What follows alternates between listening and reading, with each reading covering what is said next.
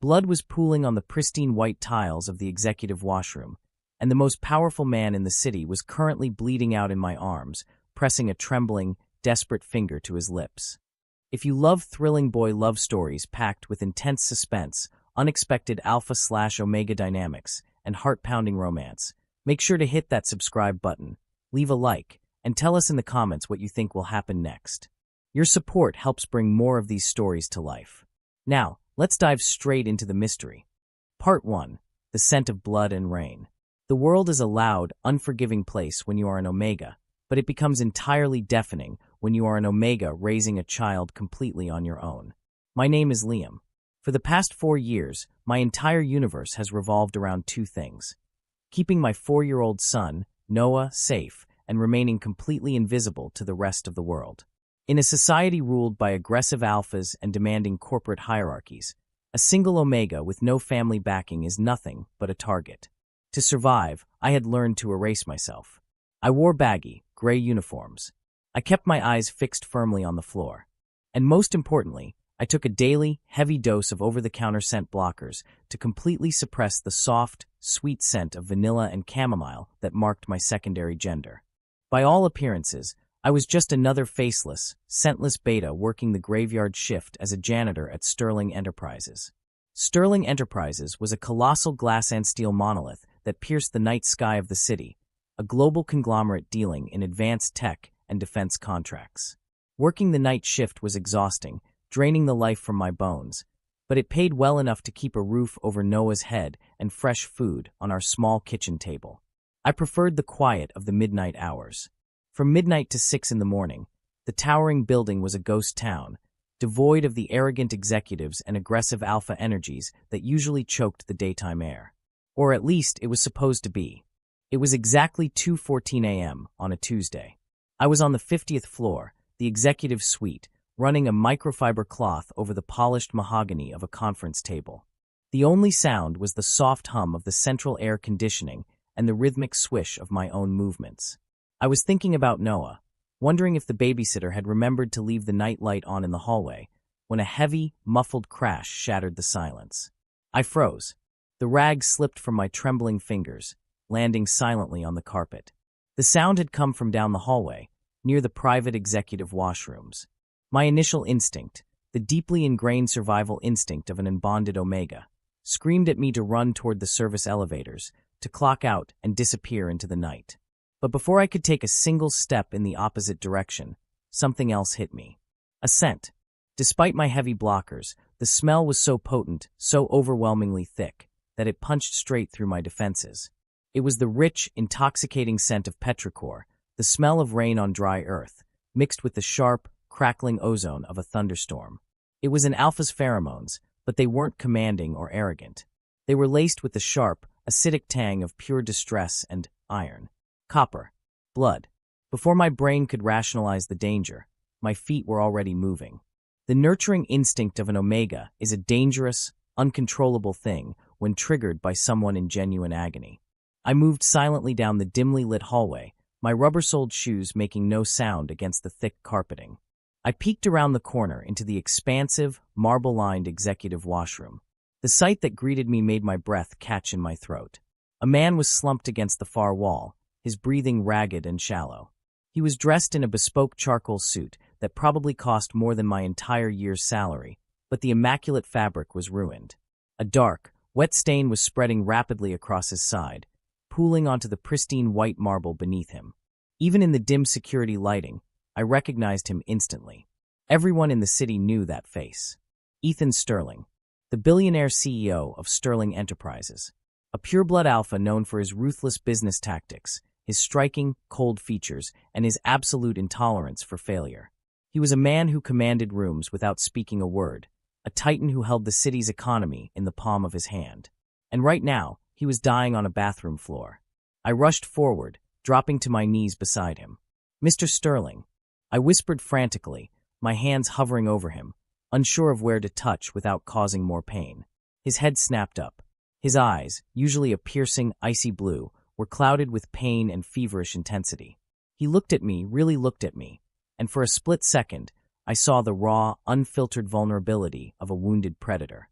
His breathing was a harsh, wet rattle.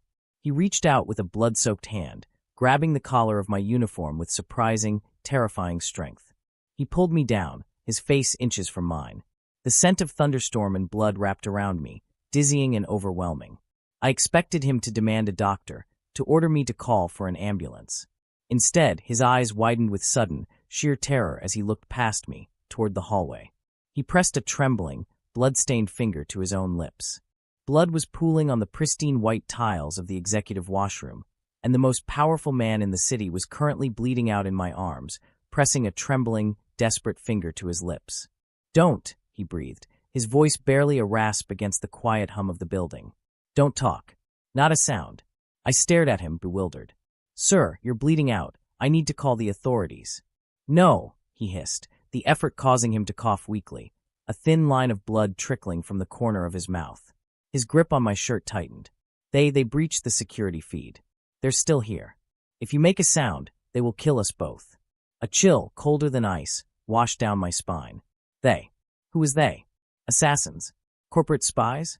Suddenly, the unmistakable sound of the elevator dinging echoed down the corridor.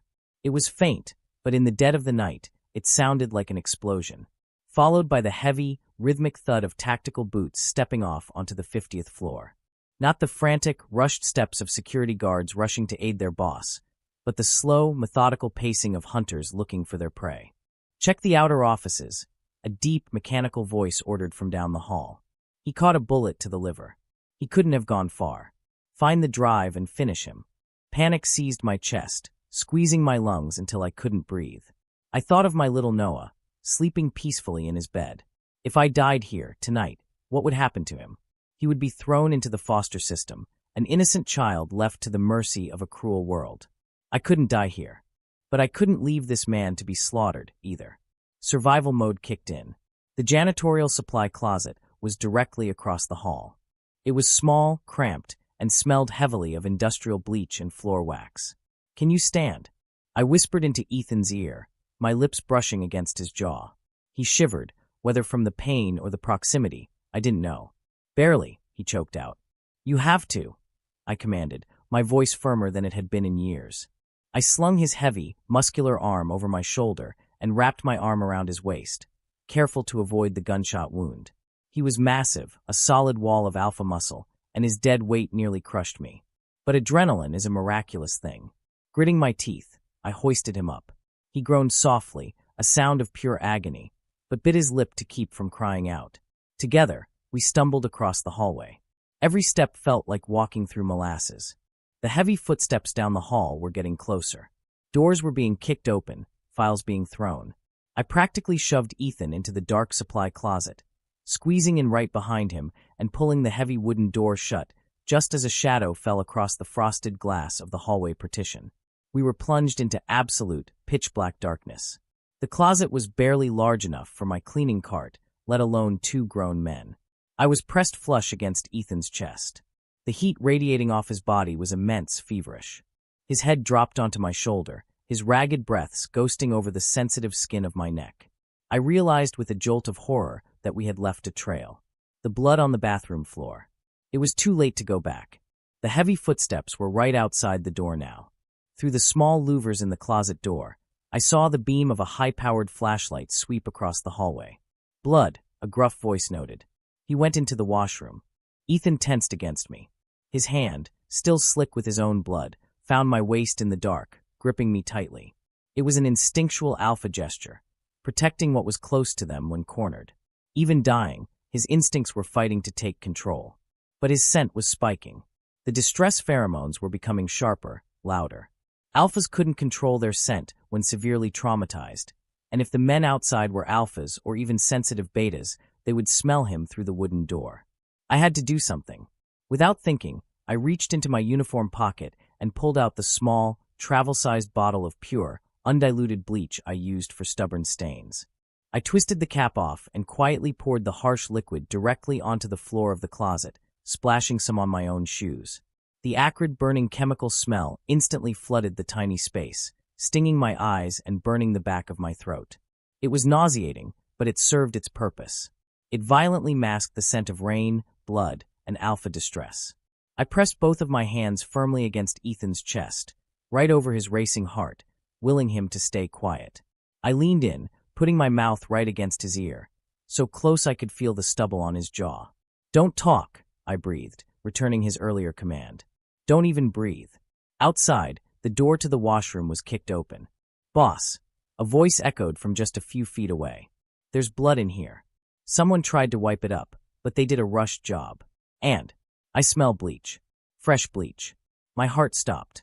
"Check the closets," the mechanical voice replied. "Tear the whole floor apart. He doesn't leave this building alive." The beam of a flashlight cut through the louvers of our door, striping Ethan's pale, sweat-drenched face in harsh white light. The handle to the supply closet slowly began to turn. End of Part 1. Part 2, the Sterling Drive.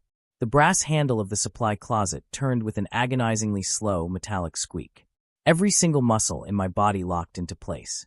I stopped breathing. I stopped blinking. I could feel the erratic, terrifyingly weak beat of Ethan Sterling's heart thudding against my own chest as I held him up in the cramped darkness. My right hand, slick with his blood, gripped a heavy, industrial-grade steel wrench I had blindly grabbed from my cleaning cart. It was a pathetic weapon against armed mercenaries, but if that door opened, I was not going to die on my knees. I had to make it back to Noah. The door opened a fraction of an inch. A sliver of harsh white light cut into the darkness, landing directly on Ethan's pale, sweat-slicked cheek. Suddenly, a violent burst of static erupted from the hallway, followed by a frantic voice over a tactical radio. "Command, we have movement in the south stairwell. Floor 48. It's a decoy, but it triggered the motion sensors. The local PD just got a tip-off too. Sirens are 2 minutes out." The sliver of light vanished instantly as the heavy closet door was shoved closed. "Damn it," the gruff voice outside hissed. "Leave the janitor's mess. He's trying to make a run for the parking garage. Move. We have 90 seconds before this place is swarming with cops." The heavy thud of tactical boots echoed rapidly down the corridor, fading into the distance as the men sprinted toward the emergency exit. Silence descended upon the 50th floor once more, heavy and suffocating. For 10 agonizing seconds, neither Ethan nor I moved. Then, the adrenaline that had been keeping the billionaire alpha on his feet suddenly evaporated. His massive frame went entirely slack, all his dead weight collapsing against me. "Mr. Sterling," I hissed, dropping the wrench and scrambling to catch him before he hit the floor. The confined space worked to our advantage. I used the wall and my cleaning cart to guide him down as gently as possible, ending up kneeling on the harsh linoleum right between his splayed legs. In the pitch black, I had to rely entirely on touch and sound. His breathing was terribly shallow, a wet, rattling sound that terrified me. The sharp, metallic scent of his blood was fighting a losing battle against the overwhelming stench of the bleach I had poured everywhere. But underneath it all, I could still sense that faint, distressed petrichor, the scent of a dying storm. "Flashlight," I muttered to myself, patting down my uniform. I pulled out my small penlight and clicked it on, shielding the beam with my hand so it wouldn't shine through the door's louvers. The dim circle of light illuminated a gruesome scene. Ethan's bespoke charcoal jacket was ruined, but it was his white button-down shirt that made my stomach churn. The left side of his waist was completely saturated in a dark, glossy crimson. Okay, I whispered, panic finally beginning to fray the edges of my forced calm. "I need to stop the bleeding." I reached up to my cart, blindly tearing open a fresh, sterile package of heavy-duty microfiber cloths used for polishing glass. I folded 3 of them into a thick square. "This is going to hurt," I warned him softly. Ethan's head rolled against the wall. His eyes fluttered open, finding mine in the weak light of the penlight. Even clouded with pain, the sheer intensity of his icy blue gaze was staggering. I pressed the makeshift bandage hard against his side. Ethan violently inhaled, a strangled, guttural sound of pure agony tearing from his throat. His entire body arched off the floor. His large, blood-stained hand shot out, wrapping around my wrist with a grip like a steel vise. He was bleeding out, yet his alpha strength was still terrifying. "Shoo, I know. I hushed him, forcing my voice into a soothing low register, a maternal, omega tone I usually reserved for when Noah woke up from a nightmare. "You have to stay still. I have to keep the pressure on." He didn't let go of my wrist. Instead, he pulled me slightly closer, his chest heaving. His nose twitched, burying slightly into the collar of my uniform. I froze. The exertion, the sheer, primal terror of the situation, and the heavy sweat dampening my skin were washing away my scent blockers. The bleach was strong, but we were inches apart in a sealed box. I knew what was happening. My natural scent, the soft, sweet aroma of warm vanilla and chamomile, was leaking through. Ethan's eyes widened, the pain momentarily eclipsed by profound confusion. The harsh, aggressive edge of his alpha pheromones visibly softened, curling around my own scent in an instinctual attempt to seek comfort. His voice was barely a rasp. You're an Omega. I'm a janitor trying to keep you from bleeding to death. I deflected sharply, pressing harder on the wound. Keep your voice down. No unbonded Omega. Works the night shift. In this sector, he panted, his brow furrowing. He looked at my face, really studying it. The baggy uniform, the lack of a mating bite on my neck, the fierce, unyielding look in my eyes. Why? Because rent is expensive and childcare is a nightmare. I replied dryly, my heart hammering a frantic rhythm against my ribs. Now is really not the time for a performance review, Mr. Sterling. A faint, breathless sound escaped his lips. It took me a second to realize it was a chuckle, immediately followed by a wince of pain. His hand slid down from my wrist, fumbling weakly toward the inner pocket of his ruined suit jacket. His fingers emerged holding a small, matte black rectangular device. A heavy-duty, encrypted flash drive. It was smeared with his blood. He pressed it against my chest, right over my heart. Take it, he whispered, his voice losing its strength. The men outside, they are Blackwood operatives. Corporate mercenaries. They want the defense schematics on this drive. If they get it, millions of lives are at risk. I stared at the little piece of metal, feeling a cold dread settle in my stomach. I don't want your corporate secrets, Mr. Sterling. I want to go home to my son. At the mention of a child, Ethan's eyes softened entirely. A deep, instinctual rumble vibrated in his chest. An alpha's involuntary response to the mention of a pup. A son. You're a mother. A father, I corrected quietly. And he's waiting for me. So you are not dying tonight. Do you hear me? I am not explaining to the police why there's a dead billionaire in my supply closet. Liam, he breathed. I hadn't told him my name. He must have read my faded name tag. You need to run. Take the drive. Give it to the police. Leave me here. I'm not leaving you, I said fiercely, the Omega instinct to protect the wounded flaring up with a vengeance. I couldn't just walk away and let him die. Noah would never forgive me if he knew I let someone die when I could have helped. How do we get out of here? Ethan closed his eyes, fighting to stay conscious. My office, down the hall. Behind the bookshelf, private elevator. Drops straight to the underground garage, my personal car. Is the elevator secure? Requires my biometric scan, he gasped, his skin growing paler by the second. Retina and handprint. You can't use it without me. Then you're getting up, I told him, my voice leaving no room for argument. I shoved the encrypted drive deep into my pants pocket.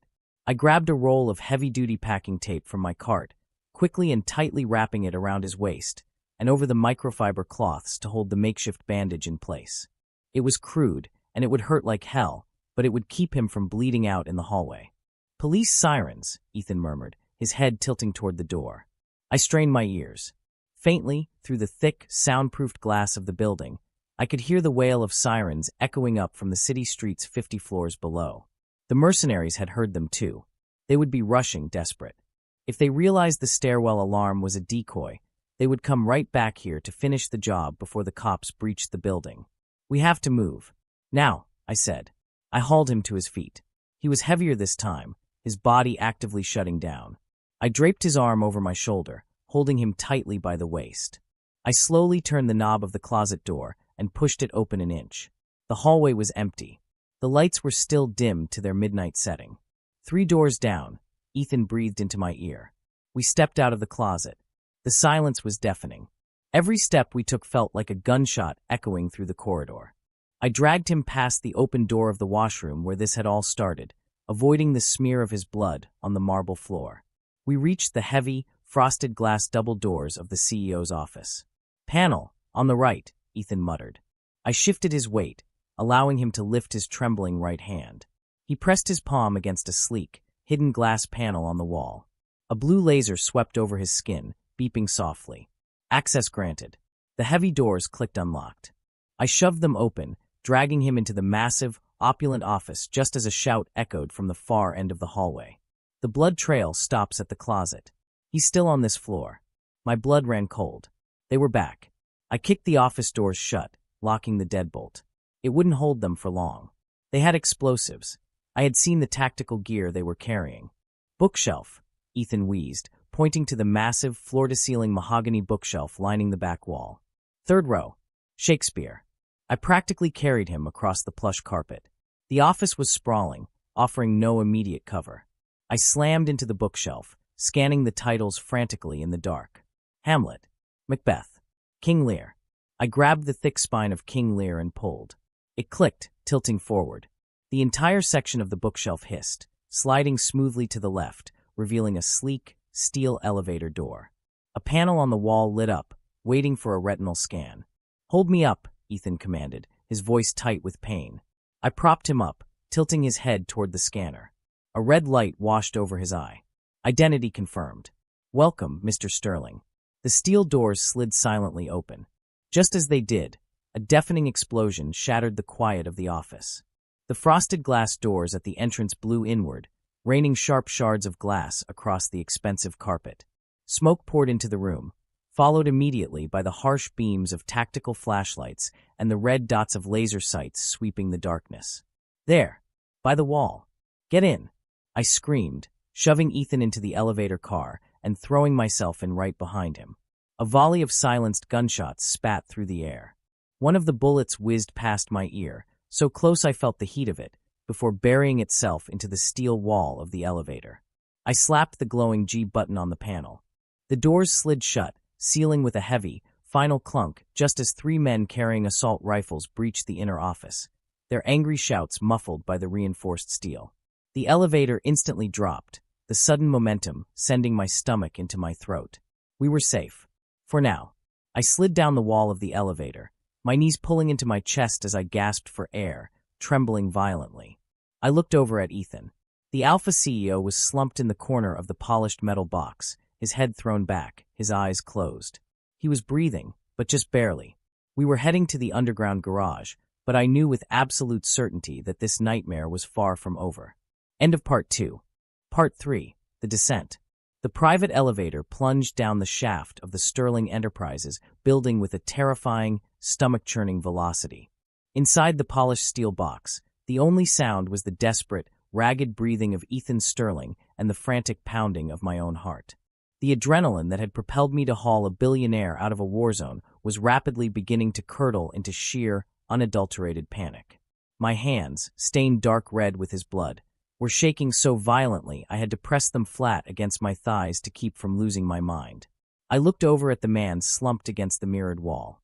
The pristine, intimidating aura of the city's most feared alpha was completely gone, replaced by the grim reality of a man bleeding out in a bespoke suit. His head was tilted back, his icy blue eyes half closed and unfocused. The heavy packing tape I had wrapped around his torso was already darkening at the edges. "Stay with me," I ordered, my voice trembling but firm. I shuffled across the small space and knelt beside him, gently tapping his pale cheek. "Mr. Sterling." "Ethan, do not close your eyes." "I'm awake," he rasped, though his eyelids fluttered dangerously. He swallowed hard, his throat clicking in the silence. "The car is on sublevel 4. Bay 12. It's an armored Obsidian. License plate begins with 0. "I've never driven an armored car before," I confessed, panic bleeding into my tone. My daily commute consisted of taking the city bus or driving a battered, 10-year-old sedan that rattled if I went over 50 miles an hour. "You're going to have to drive." Ethan let out a weak, breathy sound that might have been a laugh if it hadn't ended in a choked cough. "Liam, I can barely feel my legs.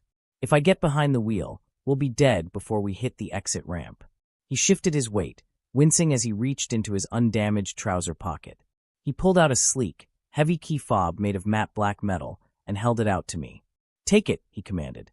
When I hesitated, his alpha tone, usually suppressed, but now raw and bleeding through his pain, vibrated through the small space.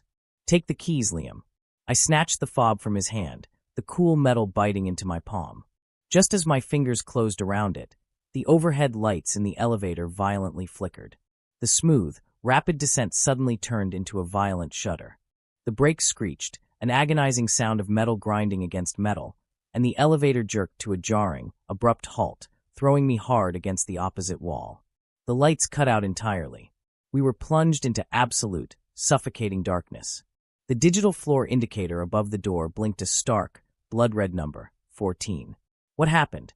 I gasped, scrambling back to his side and flicking on my small penlight. They tapped into the building's mainframe, Ethan grunted, gripping his bleeding side. His face was a mask of furious concentration. They realized they couldn't breach the elevator shaft, so they cut the main power grid to the sector. They're trying to trap us between floors. Can they open the doors? Not without a blowtorch, and that takes time. But they don't need to, Ethan said grimly. If they have the mainframe, they can drop the car.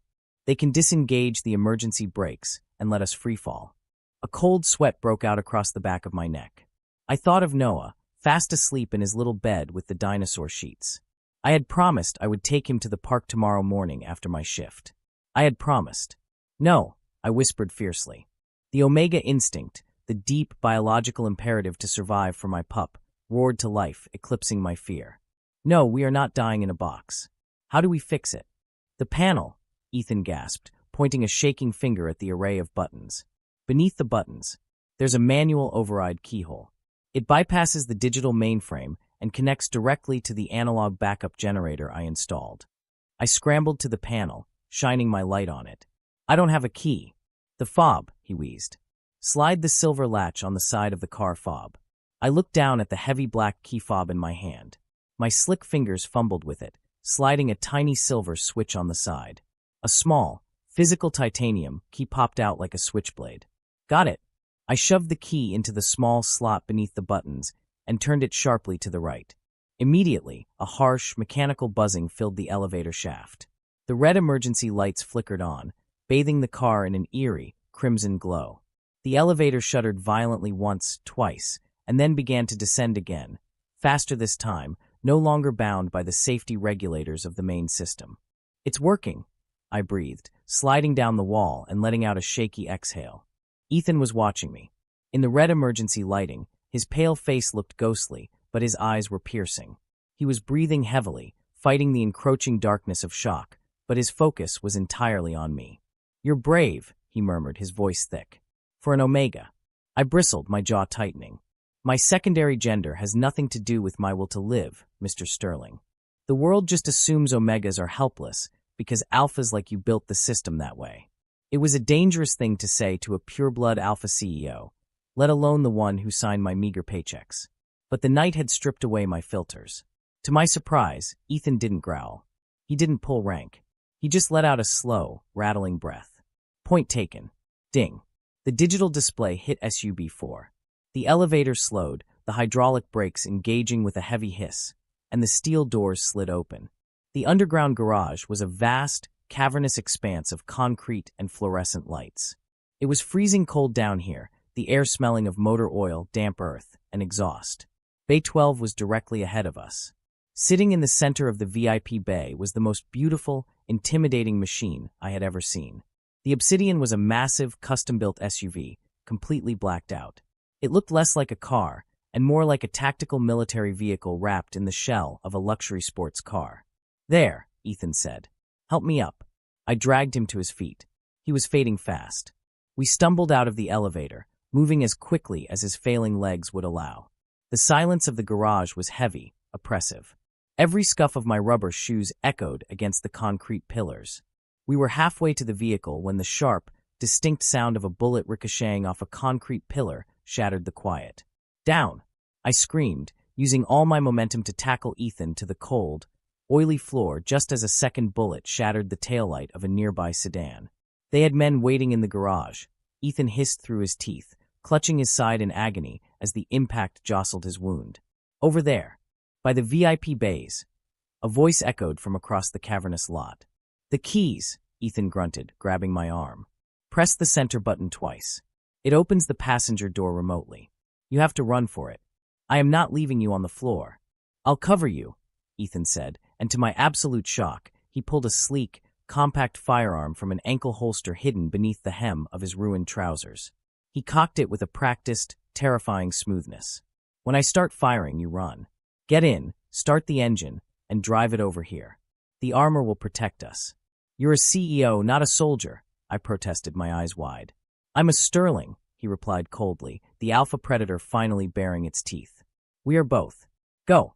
He propped himself up on one elbow and fired 3 rapid shots into the darkness. Shouts of alarm erupted from the mercenaries, followed by a hail of return fire that chewed into the concrete pillar shielding us. I didn't think. I just moved.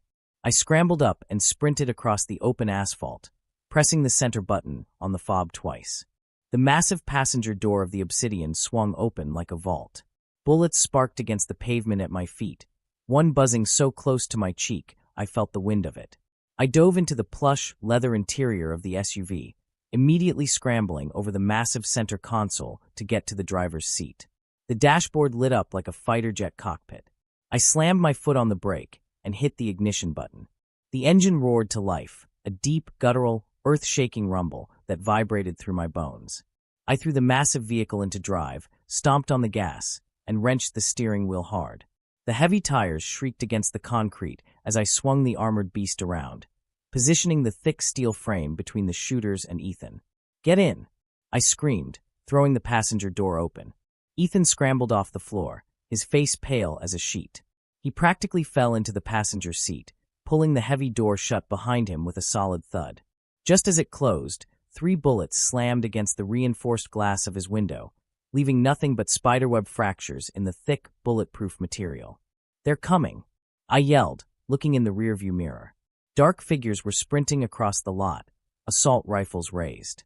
Drive, Ethan gasped, his head falling back against the headrest, the gun slipping from his fingers to the floorboard.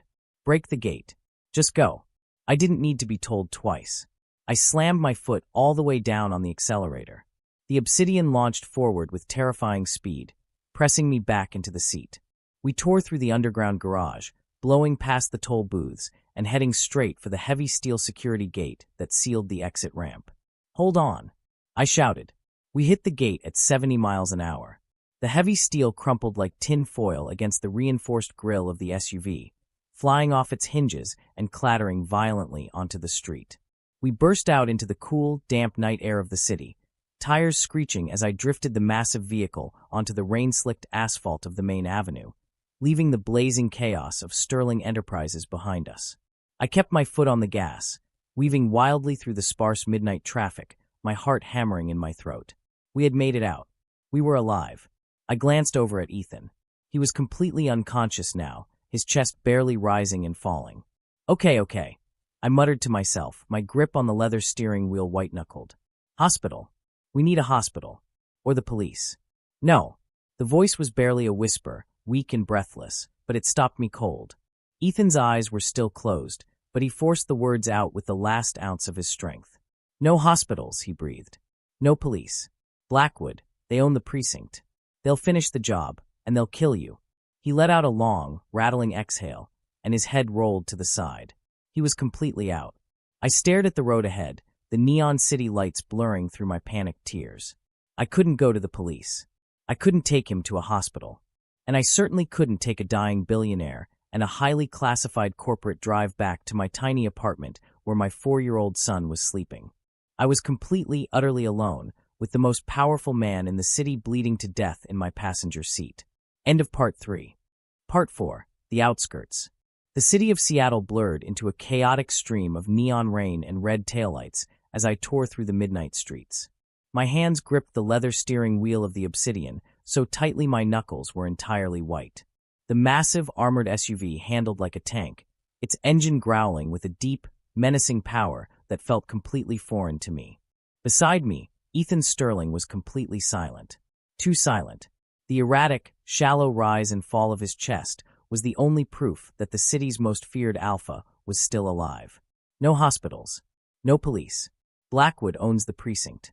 His breathless warning echoed in my mind, a terrifying loop that left me with absolutely zero safe options. I couldn't take him to a hospital. If the corporate mercenaries hunting him had the local police on their payroll, walking into an ER would be a death sentence for both of us. And I absolutely could not go home. The thought of my small, dilapidated apartment sent a spike of pure terror through my chest. Noah was there. My sweet, 4-year-old boy was fast asleep in his tiny bed, completely oblivious to the fact that his father was currently covered in blood and driving a stolen billionaire's tactical vehicle. If I led these heavily armed killers to my doorstep, Noah would be caught in the crossfire. That was not an option. It would never be an option. I would die before I let anything hurt my pup. Think, Liam, think, I muttered frantically, my eyes darting to the rearview mirror. No flashing sirens yet. The rain had started to come down hard, washing the streets in a slick, dark sheen that helped cover our tracks. I needed a place that was completely off the grid, a place no one cared about. Then, a memory sparked in the chaotic darkness of my panicked mind. Before I secured the graveyard shift at Sterling Enterprises, I used to clean foreclosed commercial properties for a sketchy real estate agency. One of those properties was an abandoned, bankrupt veterinary clinic on the absolute edge of the industrial district, right by the old shipping yards. It had been boarded up for years, tied in endless legal disputes. The electricity was dead, but it had running water, heavy steel doors, and most importantly, it was utterly invisible to the rest of the world.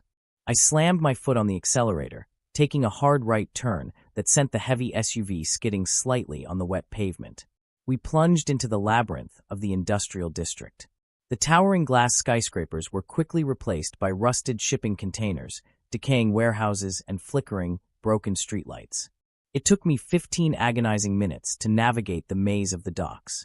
Finally, the low, brick structure of the old clinic materialized through the heavy curtain of rain. It looked exactly as I remembered, desolate, forgotten, and swallowed by overgrown weeds. I drove the obsidian around to the back alley, pulling it directly into a rusted, corrugated metal loading bay to hide it from the main street. I killed the engine. The sudden silence in the cabin was deafening, broken only by the heavy drumming of rain against the reinforced roof. I unbuckled my seatbelt and reached over the center console, pressing 2 trembling fingers to the pulse point on Ethan's neck. It was there, but it was incredibly fast and terrifyingly weak. He was slipping into hypovolemic shock. "I'm sorry, Mr. Sterling. This is going to be rough," I whispered. I threw open the driver's door and ran to the back of the SUV. Ethan had mentioned this was a tactical vehicle. Sure enough, built into the reinforced trunk was a heavy-duty, military-grade trauma kit. It was a massive red case, practically glowing in the dim light. I grabbed it, hoisted it over my shoulder, and rushed to the passenger side. Getting a pureblood alpha out of a high-clearance vehicle when he is completely dead weight is a monumental task.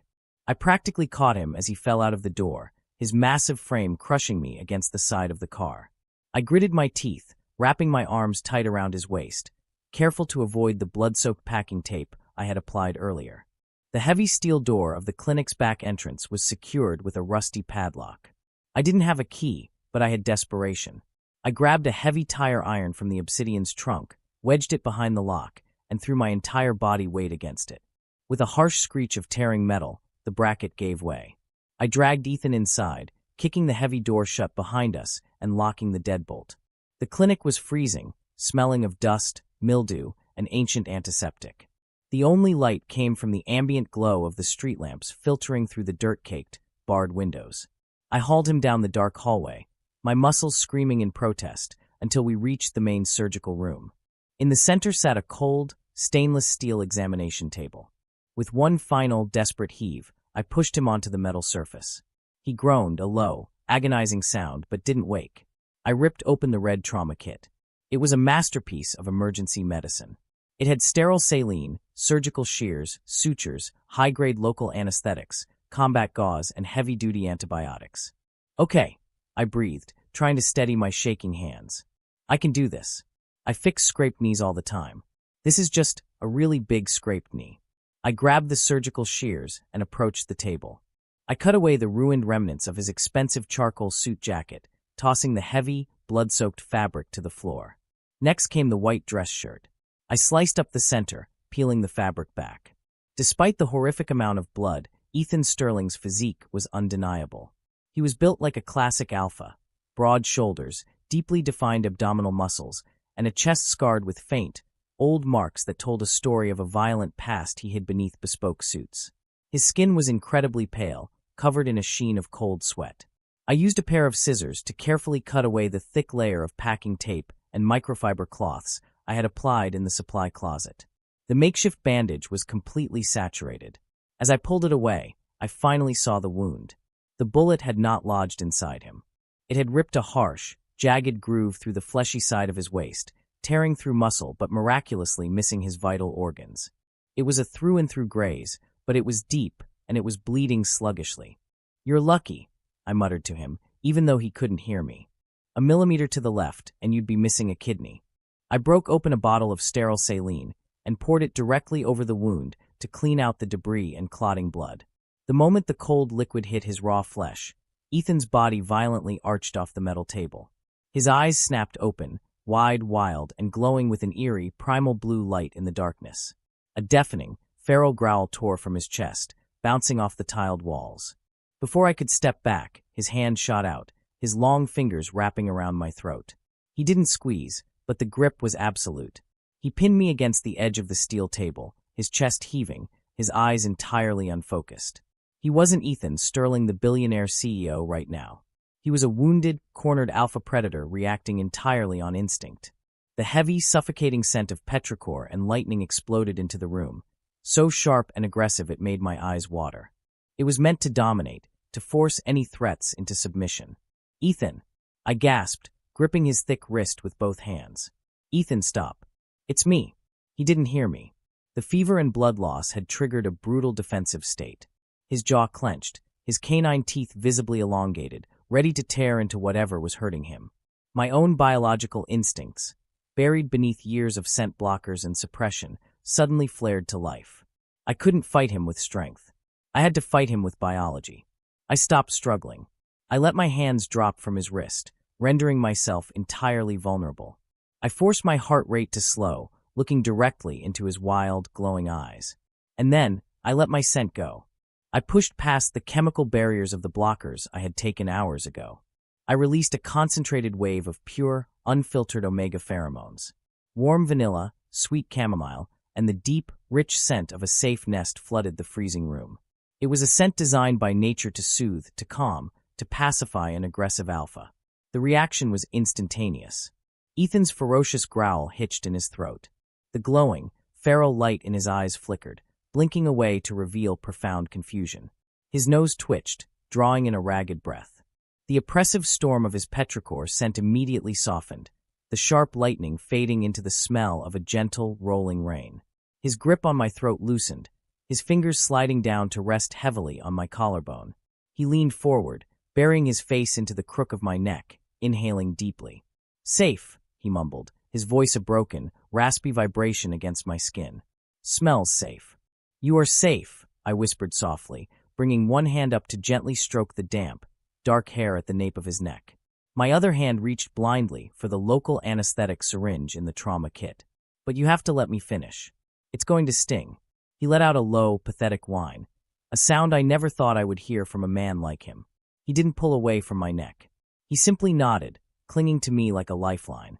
Working mostly by feel and the dim street light, I injected the numbing agent around the jagged edges of the bullet wound. Ethan flinched, his fingers digging into my shoulders, but he stayed still, kept grounded by the steady stream of my calming pheromones. Once the area was numb, I grabbed the pre-threaded curved needle. "Deep breath," I commanded gently. I worked as quickly as I could. I wasn't a surgeon, but I had stitched up my own fair share of deep cuts when I couldn't afford a doctor. I pulled the torn flesh together, pulling the heavy black sutures tight. 1, 2, 3, 4, 5 stitches. By the time I tied off the final knot and taped a thick, sterile combat dressing over the closed wound, my arms were shaking with exhaustion. "Done," I breathed, stepping back slightly. Ethan's head rolled to the side. The wildness was gone from his eyes, replaced by complete exhaustion. The pain had subsided to a dull roar, thanks to the anesthetic. He looked at me, his gaze trailing from my face down to my blood-stained janitorial uniform.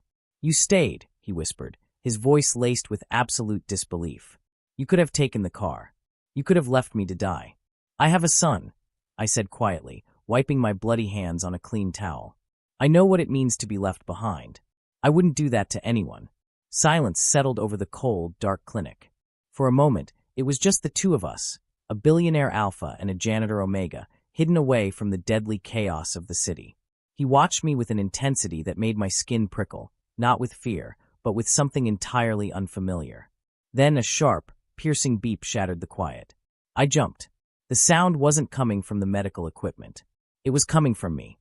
I reached into the pocket of my uniform pants and pulled out the matte black, encrypted flash drive Ethan had given me in the closet. The tiny device, previously dormant, was now blinking with a rapid, bright red LED light. Beep, beep, beep. Ethan's eyes widened in sheer horror. The drive. They activated the failsafe remotely. What does that mean? I asked, my heart plummeting to my stomach. It's a localized distress beacon, Ethan ground out, struggling to sit up on the metal table, his face turning pale green with the effort. It pings its location to the nearest Blackwood server every 10 seconds. The blood drained from my face. We had driven blindly into a trap of our own making. How close are they? I whispered. Outside, above the heavy sound of the pouring rain, the distinct rhythmic thud of a low-flying helicopter blade suddenly vibrated through the roof of the abandoned clinic. A massive, blinding white spotlight swept across the barred windows, lighting the surgical room up like it was broad daylight. They're already here, Ethan said softly. End of Part 4. Part 5, The Lead Sanctuary. The blinding white beam of the helicopter's spotlight cut through the grime-caked, barred windows of the abandoned clinic like a physical blade. It swept across the stainless steel surgical table, illuminating the fresh blood, the scattered medical supplies, and the terrified expression on my face. The sheer force of the rotor blades thumping through the heavy rain vibrated in my teeth, shaking dust and loose plaster from the ceiling in a steady, ghostly snowfall. And in the palm of my trembling hand, the encrypted flash drive continued its relentless, rhythmic betrayal. Beep, beep, beep. Every flash of the red LED was a beacon screaming our exact coordinates to the heavily armed Blackwood mercenaries. Panic, cold and absolute, poured into my veins, freezing my lungs. I was going to die in a decaying veterinary clinic. I was never going to see Noah again. The thought hit me with the force of a physical blow, making my knees buckle. Liam. The voice was a harsh, guttural command that snapped me out of my spiraling terror. Ethan Sterling, despite having just been sewn together without general anesthesia, was sliding off the surgical table. His face was a mask of deathly pallor, his jaw locked in agony, but his icy blue eyes were entirely lucid, blazing with an indomitable alpha willpower that defied biological logic. He lunged forward, snatching the blinking drive from my frozen fingers. "Where is the X-ray room?" he demanded, his voice barely a rasp over the deafening roar of the chopper outside. I blinked, my brain struggling to process the abrupt question. "What?" "Ethan, they're right outside. Veterinary clinics have X-ray rooms, Liam. They are lined with thick sheets of lead to protect the staff from radiation," he interrupted, gripping my shoulders with his large, heavy hands, forcing me to look directly at him. "Lead blocks electromagnetic signals. It will kill the tracker's ping. Where is it?" My mind raced, frantically digging through the 4-year-old memories of my time scrubbing the floors of this exact building. I visualized the blueprints. Down the hall. Last door on the right, just before the basement stairs. "Go," he ordered, shoving me lightly toward the door. "I'm right behind you." We burst out of the surgical room just as the spotlight swept back, narrowly missing us.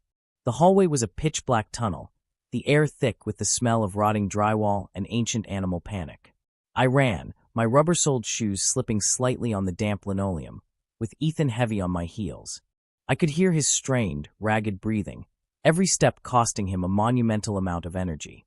The stitches were holding, but the sheer trauma of his blood loss was catching up to him.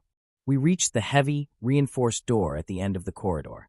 Above it, a faded, cracked plastic sign read, "Radiology." I grabbed the brass handle and threw my weight backward. The door, heavy with its internal lead plating, groaned in protest but swung open. We stumbled into the pitch-black room, and I shoved the door shut with a solid, echoing thud. The moment the heavy door sealed, the deafening roar of the helicopter was instantly muffled, reduced to a heavy, distant thrumming. The darkness in the room was absolute, suffocatingly dense. "The apron," Ethan gasped out in the dark. "Find the protective apron." I pulled out my penlight, flicking it on.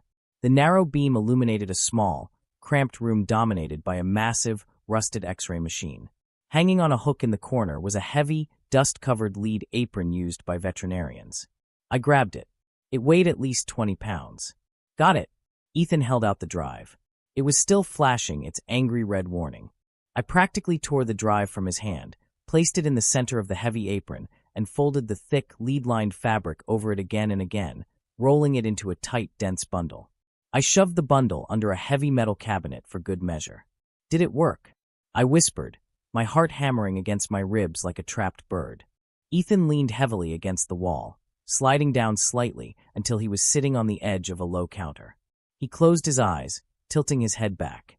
The ping transmits every 10 seconds. We just have to wait. The silence in the cramped room was agonizing. I counted the seconds in my head. 1, 2, 3. Outside, the steady, circling hum of the helicopter suddenly changed pitch. It flared loudly, then began to hover in a fixed position. The rhythmic, sweeping pattern of the spotlight stopped. They lost the signal, Ethan breathed, a harsh, humorless smile touching the corner of his lips. The blind spot worked. They know we're in this sector, but they don't have our exact coordinates anymore. Before I could even sigh in relief, a series of heavy, metallic thuds echoed from above us, vibrating through the roof of the clinic. Thud, thud, thud. My blood ran cold. What was that? Fast ropes, Ethan said grimly, the smile vanishing entirely. They can't pinpoint the drive, so they are deploying ground teams. They're going to sweep the building room by room. We have less than 2 minutes before they breach that door. Panic, which had momentarily receded, surged back with a vengeance. We were trapped in a windowless, lead-lined box at the end of a dead-end hallway. There was nowhere to run. In the cramped darkness, the space between us felt impossibly small. The penlight in my hand cast long, dramatic shadows across Ethan's face. He looked exhausted, broken, yet undeniably lethal. Without thinking, I stepped closer to him, the deep, biological omega instinct to seek the protection of an alpha in times of mortal danger pulling at me. My scent blockers were completely gone now. The small room was rapidly filling with the thick, sweet aroma of vanilla and chamomile, clashing with the sharp, ozone tang of his thunderstorm scent. Ethan's eyes opened. In the dim light, they were fixed squarely on me.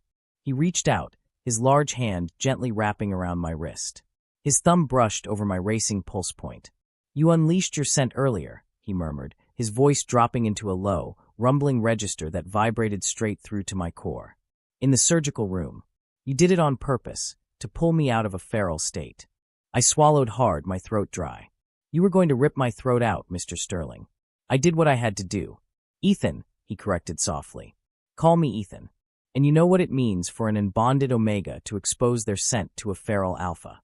It's a submission of absolute trust. It's incredibly dangerous. You risked yourself to save me. I told you, I want to go home to my son," I whispered, tears of sheer frustration and fear welling in my eyes. I didn't want his gratitude. I wanted a way out. And right now, it looks like neither of us is making it out of this room. Ethan's grip on my wrist tightened, not with aggression, but with a fierce, burning promise. The alpha predator inside him, fueled by the scent of a distressed omega, roared to the surface. He pulled me slightly closer, his chest brushing against mine. "Listen to me, Liam," he commanded, his voice ironclad and unwavering. "You are not dying here. I am the CEO of a global empire. I have fought off corporate vultures, assassins, and absolute monsters. I will not let a pack of Blackwood mercenaries take the life of the man who saved mine. I swear on my blood, I will get you home to Noah. When an alpha makes a blood oath, it is a visceral, biological contract." I felt the weight of his words settle over me, a heavy, protective blanket that somehow managed to quiet the frantic screaming in my mind. "How?" I asked, my voice trembling. Before he could answer, a massive, deafening explosion rocked the building. The floor violently shook, knocking me off balance and directly into Ethan's chest. He grunted in pain but wrapped his arms tightly around me, shielding me as dust and debris rained down from the ceiling. "They blew the back doors," Ethan said, his voice directly in my ear, his breath hot against my neck. "They are inside the clinic." "The basement," I suddenly remembered, pulling back to look at him. "The door right next to this one leads down to the old basement. When I used to clean this place, I found a heavy iron grate in the floor down there. It's an old drainage pipe. It connects directly to the city's underground storm drain system that empties out near the shipping channels." Ethan's eyes lit up. "A subterranean exit. Are the pipes large enough to crawl through?" "Yes, but they're pitch black, flooded, and they smell like death," I warned. "Better than actually being dead," he replied, pushing himself off the counter. He grabbed his fallen firearm, checking the magazine. We have to move. Now. I cracked the heavy lead door open. The hallway was filled with thick, gray smoke. Down the corridor, at the entrance to the surgical room, I could see the harsh, sweeping beams of tactical flashlights cutting through the haze. Sweep the east wing. Check the medical supplies. A deep, modulated voice barked over the radio. We slipped out of the X-ray room, hugging the wall. We moved silently to the adjacent door, the one leading to the basement. I turned the handle. It was unlocked. We slipped inside, gently clicking the door shut just as the heavy, rhythmic thud of combat boots approached the end of the hall. The basement stairs were wooden, rotting, and terrifyingly steep. We descended into the abyss, my penlight providing the only illumination. The air down here was frigid, thick with the smell of stagnant water, mold, and salt from the nearby ocean. We reached the concrete floor. The basement was massive, cluttered with rusted cages and old, broken medical equipment. I led Ethan through the maze of junk to the far corner. There, set into the concrete, was a heavy, circular iron grate. "Help me lift it," I whispered.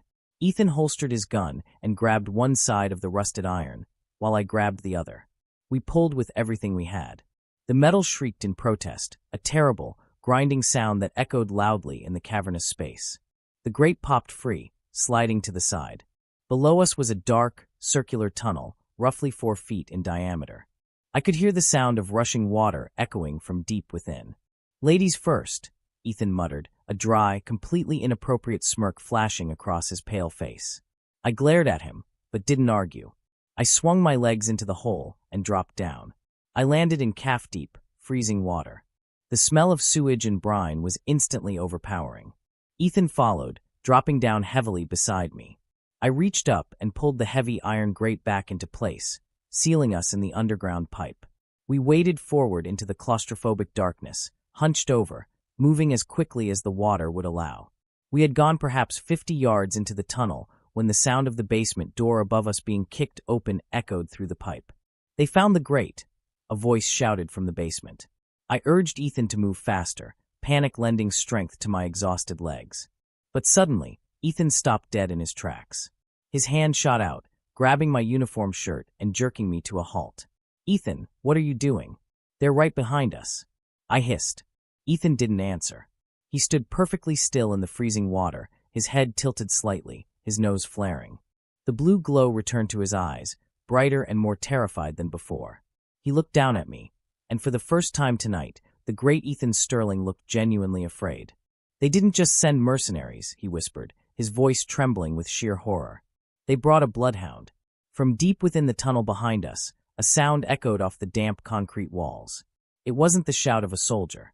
It was a roar, a deep, guttural, terrifyingly feral roar of an artificially enhanced alpha predator that had just caught the scent of my vanilla and chamomile. The hunt had truly begun. End of Part 5. Part 6. The Apex Predator. The roar tore through the subterranean pipe like a physical shockwave, rattling my teeth and vibrating through the freezing, knee-deep water we were standing in. It wasn't human.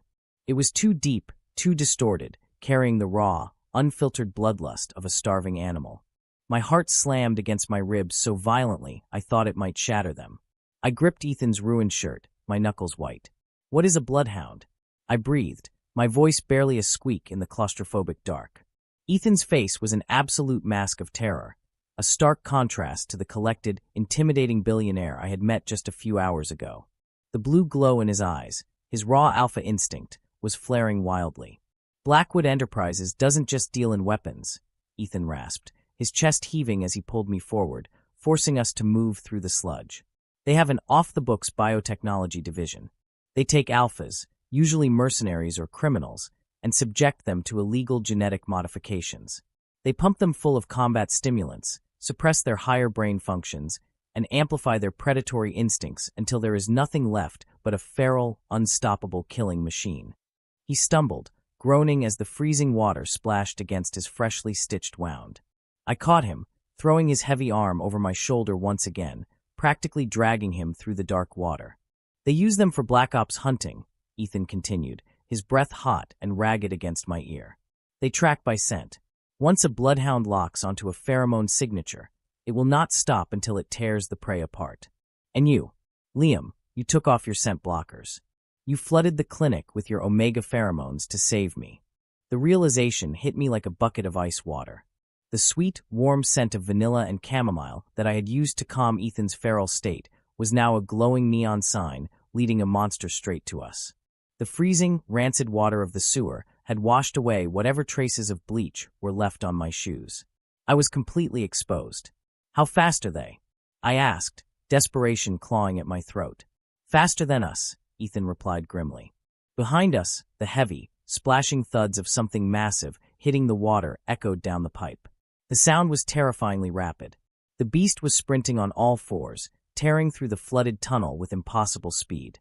A low, wet snarl reverberated off the concrete walls, growing louder by the second. Keep moving, Ethan commanded, forcing his failing legs to push harder against the current. We waded through the darkness, the beam of my tiny penlight bouncing erratically across the curved, slime-coated walls. The pipe was a straight, endless shot, offering absolutely no cover, no side tunnels to duck into. The water was rising, creeping up past our knees, filled with rotting debris and freezing sludge that numbed my legs. Every step was a monumental battle against exhaustion and terror. I thought of Noah. I pictured his soft, sleeping face, his little hands clutching his favorite stuffed dinosaur. If I died down here in this lightless abyss, he would wake up tomorrow to an empty apartment. He would wait by the door, and I would never come home. No. A fierce, protective fury ignited in my chest, burning away the icy paralyzation of my fear. I wasn't just an omega running for his life. I was a father. And I refused to let my son become an orphan because of some corporate war I had nothing to do with. There! I shouted, pointing the penlight ahead. About 50 yards away, the narrow pipe opened up into a massive, cavernous storm drain junction. It was a huge, cylindrical chamber made of ancient, crumbling brick, where 3 different sewer lines converged into a central, rushing waterfall that dropped into a deeper abyss. We have to make it to the junction, I grunted, practically carrying Ethan's weight now. The splashing behind us grew deafening. The bloodhound was close. I could hear its ragged, wet breathing, the clicking of its claws against the submerged concrete. The heavy, suffocating scent of rotting meat and burnt adrenaline began to overpower the smell of the sewer, making my stomach violently churn. We burst out of the narrow pipe and into the massive, echoing chamber of the junction. The roar of the rushing water was immense. A rusted metal catwalk circled the perimeter of the room, leading toward a heavy iron ladder that stretched up into the darkness toward a street-level manhole cover. The ladder! I yelled over the roar of the water. We scrambled onto the rusted metal grating of the catwalk, collapsing onto our hands and knees. Ethan coughed violently, a splash of dark blood staining his pale lips. He was completely at his limit. The adrenaline was wearing off, and hypovolemic shock was setting in again. Before we could even stand, a massive figure exploded from the pipe we had just exited. It landed on the metal catwalk with a deafening crash that bowed the heavy iron grating. I aimed my penlight at it, and my breath instantly caught in my throat. It was horrifying. It was a man, but only technically. He was easily 6.5 feet tall, completely shirtless, his skin a sickly, pale gray tightly stretched over bulging, unnaturally thick muscles. His veins were thick and black, pulsing with whatever toxic stimulants Blackwood had pumped into him. His jaw hung slack, thick saliva dripping from elongated, razor-sharp canine teeth. But it was his eyes that truly paralyzed me. They were completely, uniformly black. There was no white, no iris, just endless, soulless voids fixed directly on me. The bloodhound threw its head back and unleashed a deafening, vibrating roar that shook the rust from the ceiling. It inhaled deeply, its twisted face contorting in predatory ecstasy as it tasted the vanilla and chamomile in the air. "Liam, get behind me," Ethan growled. I stared in shock as Ethan Sterling, bleeding out and barely able to stand, pushed himself in front of me. He drew the compact firearm from his holster with a shaking hand. He was a billionaire CEO, a man who commanded boardrooms from glass towers, but in this dark, rotting abyss, he was stripping away the veneer of civilization. The blue fire in his eyes blazed with magnificent, terrifying intensity. He was an alpha standing between a predator and his omega. The bloodhound didn't hesitate. It launched itself forward, crossing the distance in a single, terrifying leap. Ethan fired. Bang, bang, bang. 3 shots hit the beast dead in the chest. Sparks flew as the bullets struck the heavy combat plating grafted beneath its skin. The beast barely flinched, the impact only enraging it further.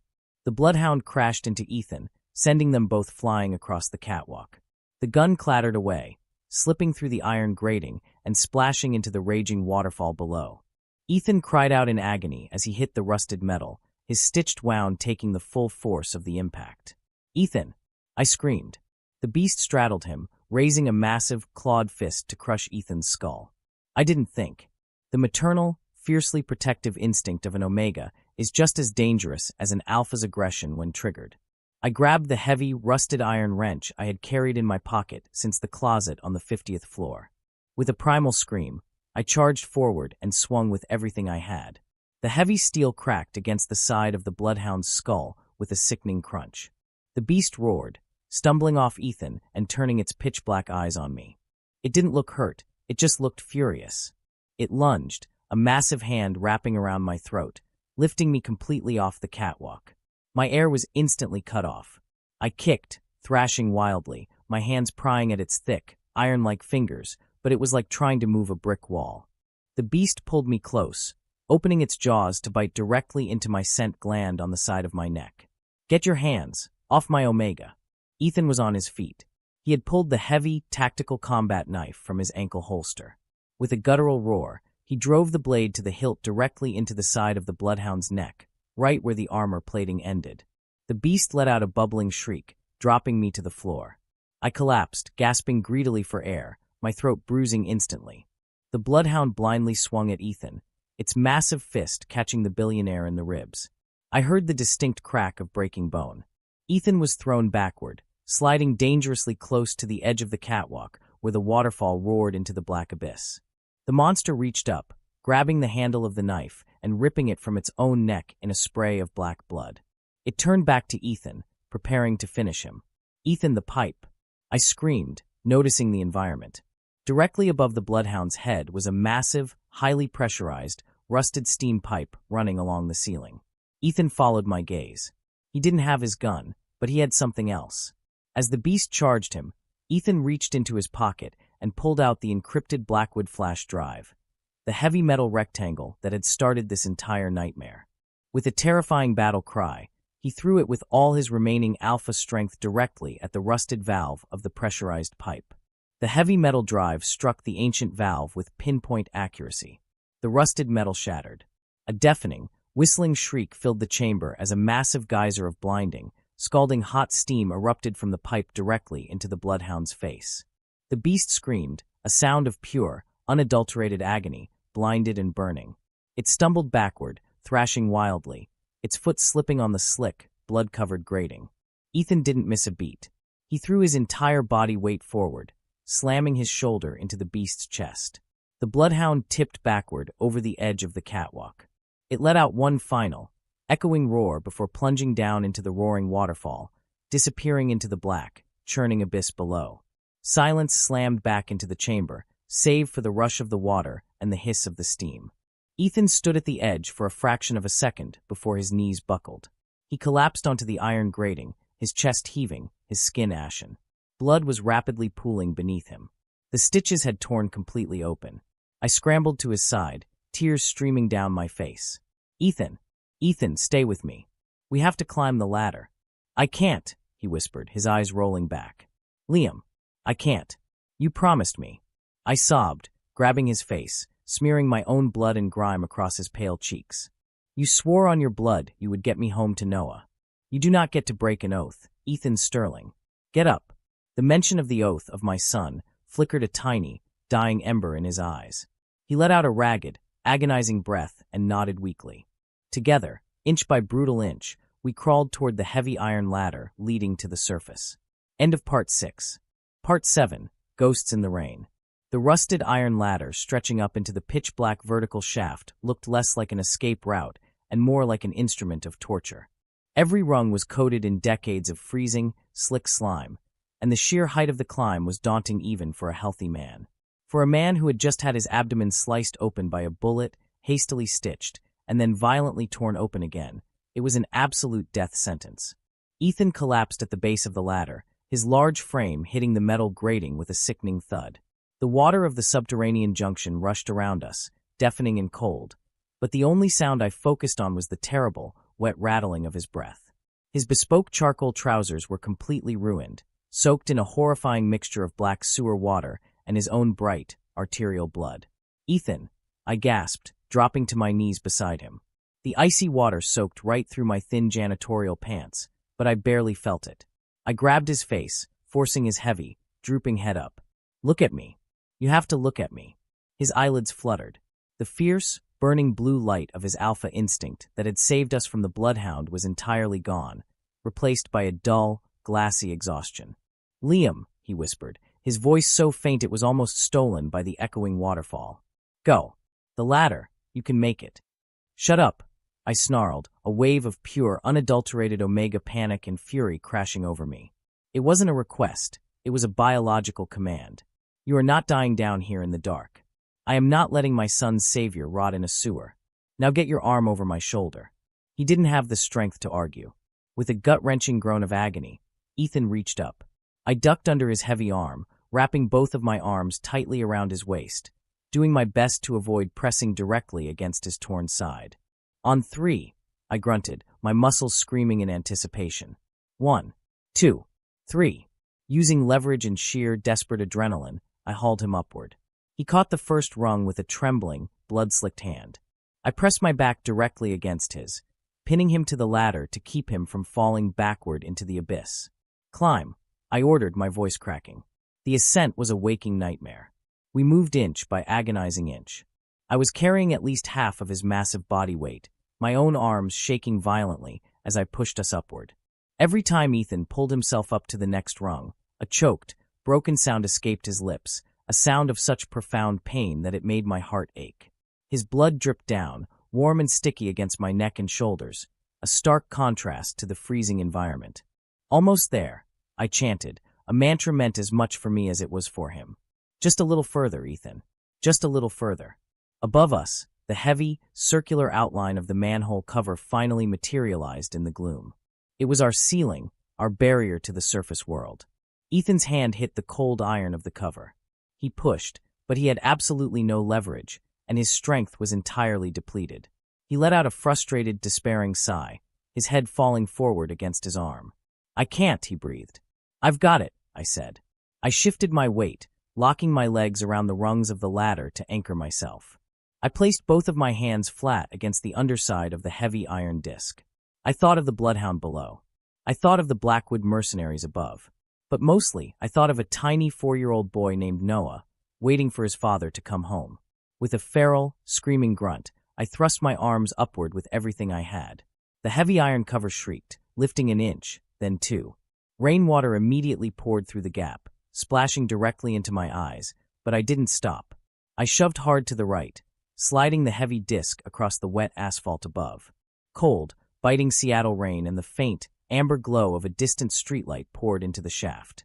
I scrambled up, pulling myself out of the hole and collapsing onto the blessed, solid pavement of the alleyway. But I didn't have time to rest. I reached back down into the hole, grabbing Ethan by the collar of his ruined shirt and the belt of his trousers. "Come on," I screamed, pulling with frantic strength.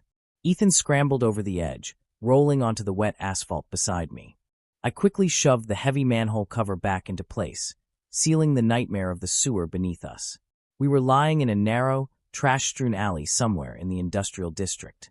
The rain was coming down in absolute sheets, washing the grime and some of the blood from our skin. It was still the dead of night, the city around us silent and unaware of the war that had just raged beneath its streets. Ethan lay on his back, his chest barely rising. The rain plastered his dark hair to his forehead, highlighting the deathly pallor of his skin. I crawled over to him, my hands hovering over his torn side. The combat dressing I had applied at the clinic was gone, ripped away during the fight with the bloodhound. He was bleeding freely. "Ethan," I sobbed, the adrenaline finally crashing, leaving behind nothing but cold terror. "I need to stop the bleeding. I looked around wildly. We had nothing. No medical supplies, no car, no phone. Suddenly, Ethan's hand twitched. His fingers, weak and trembling, reached into the front pocket of his ruined slacks. He pulled something out and pressed it into my hand. I looked down. In the amber glow of the streetlight, I saw the matte black, encrypted flash drive. I stared at it, my brain short-circuiting. But you threw it. In the sewer. You shattered the steam pipe with it. A weak, breathy chuckle escaped his lips, instantly turning into a wet cough. I threw my silver money clip, he rasped, his eyes barely open. I'm a CEO, Liam. I always have a decoy. The sheer audacity of the man, the calculated brilliance even in the face of a feral monster, left me entirely speechless. Keep it, he whispered, his hand falling back to the wet pavement. Keep it safe. I'm keeping you safe, I shot back, shoving the drive deep into my pocket. We need a doctor. A real one. And a place to hide. My mind raced. I couldn't go to a hospital. I couldn't go home. But there was one person in this massive, indifferent city who owed me a favor, and who despised the corporate alphas and the corrupt police force more than anyone else I knew. Marcus. Marcus was a grumpy, reclusive beta in his late 50s.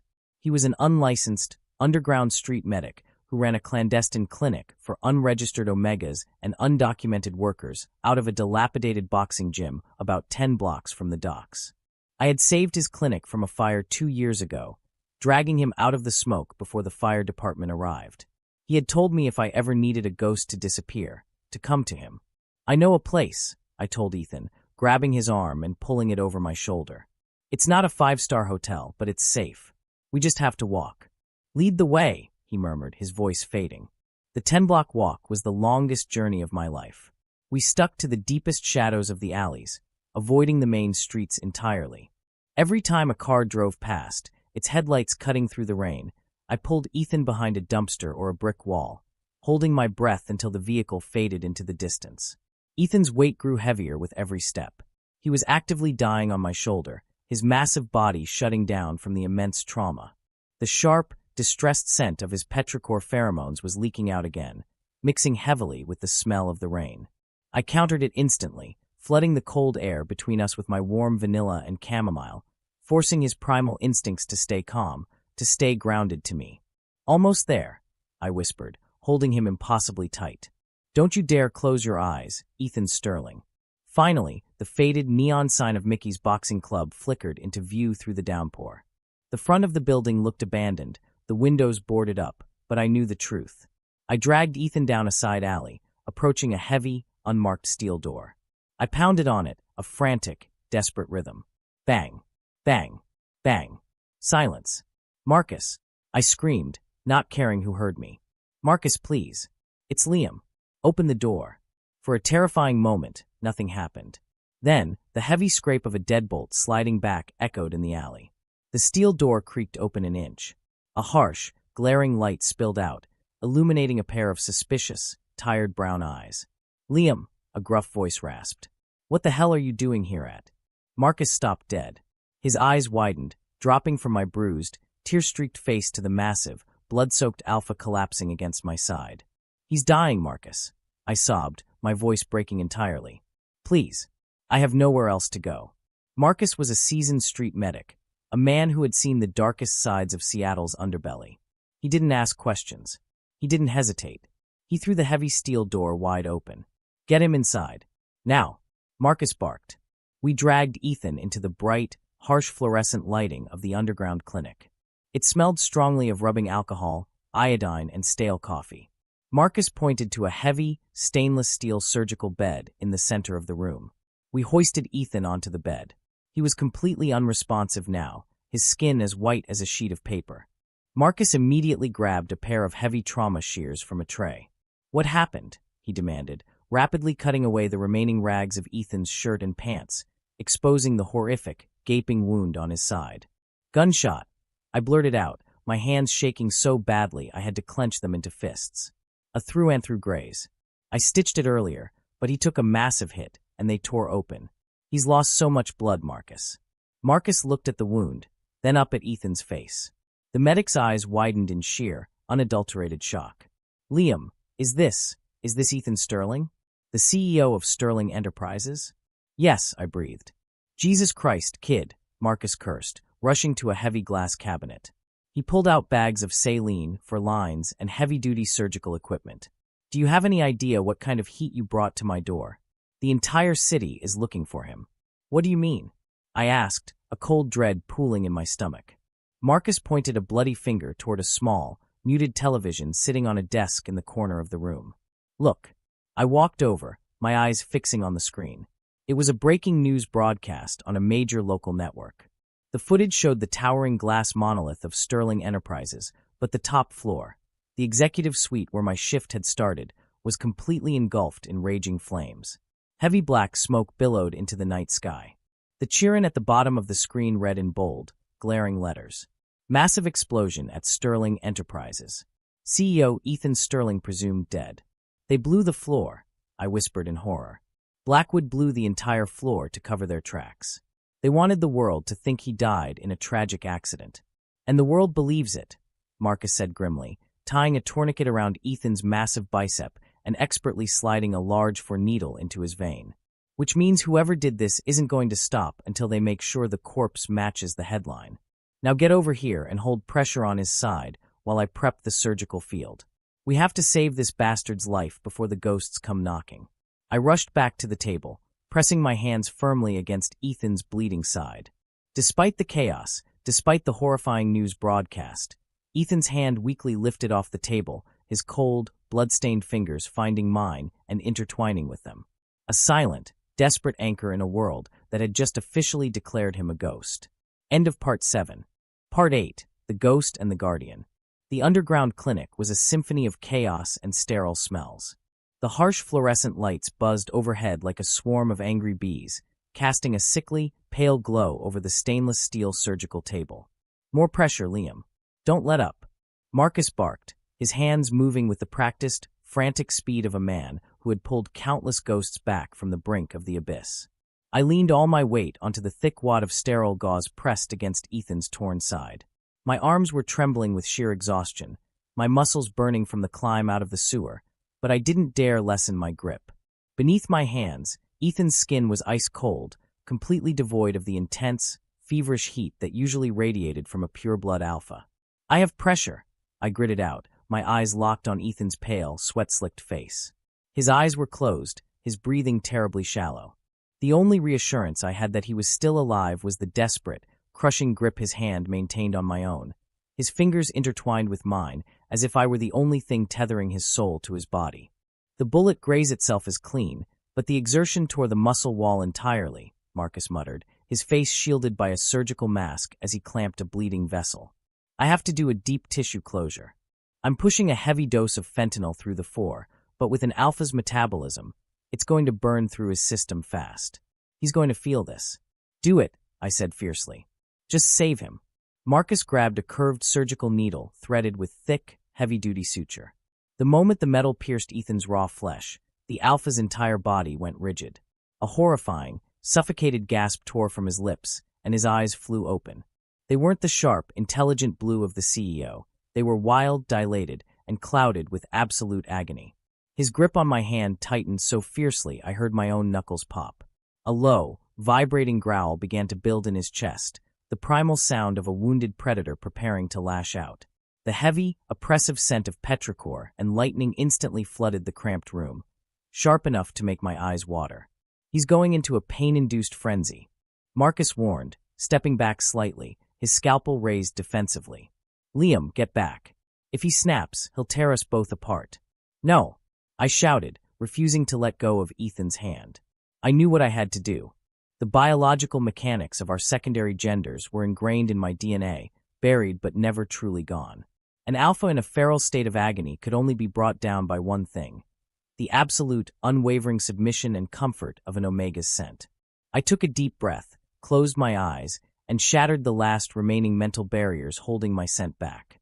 I flooded the cold, sterile room with a concentrated, overwhelming wave of warm vanilla and sweet chamomile. I didn't just release it. I pushed it directly toward him, wrapping the soft, nurturing pheromones around his violent, distressed petrichor like a heavy, protective blanket. Ethan, look at me, I commanded softly, leaning directly into his line of sight, placing my free hand gently against his sweat-drenched cheek. Look at me. You are safe. I am right here. I am not letting you go. The effect was instantaneous and breathtaking. The feral growl hitched in his throat, dissolving into a broken, breathless whine. His dilated pupils focused, locking onto my face. The oppressive storm of his scent immediately softened, the sharp lightning melting into the gentle smell of rain on soft earth. His tense muscles uncoiled, and he leaned his face into my palm, letting out a long, shuddering exhale. "Liam," he breathed, his voice slurring heavily from the drugs and the pain. "I'm here," I whispered, gently stroking his cheekbone with my thumb. "Let Marcus finish. Just look at me." He didn't take his eyes off me for the next 30 minutes. Even as Marcus worked tirelessly, suturing the deep muscle tissue and closing the jagged wound, Ethan remained completely still, anchored entirely by my scent and my touch. The magnetic pull between us, an alpha and an omega stripped down to their most primal instincts in the face of death, was undeniably terrifying, yet beautifully profound. Finally, Marcus tied off the last suture and taped a heavy, sterile combat dressing over the site. "Done," the medic exhaled, pulling off his bloody gloves and tossing them into a biohazard bin. He wiped his brow with the back of his arm, looking at the two of us with a mixture of awe and deep suspicion. "I've seen Omegas calm aggressive alphas before, Liam, but I have never seen a Bond hold a feral pureblood down during deep tissue surgery without general anesthesia. What the hell is going on between you two?" "Nothing," I deflected quickly, my cheeks suddenly burning as I pulled my hand away from Ethan's face. Ethan immediately whined softly at the loss of contact, his heavy eyelids fluttering shut as the exhaustion and fentanyl finally pulled him under into a deep, healing sleep. Marcus snorted, grabbing a clean towel and throwing it at me. "Right. Clean yourself up, kid. You look like a horror movie extra." I caught the towel, suddenly hyper-aware of my state. My janitorial uniform was ruined, soaked in freezing sewer water, dirt, and Ethan's blood. I felt a bone-deep chill settle over me as the adrenaline finally left my system.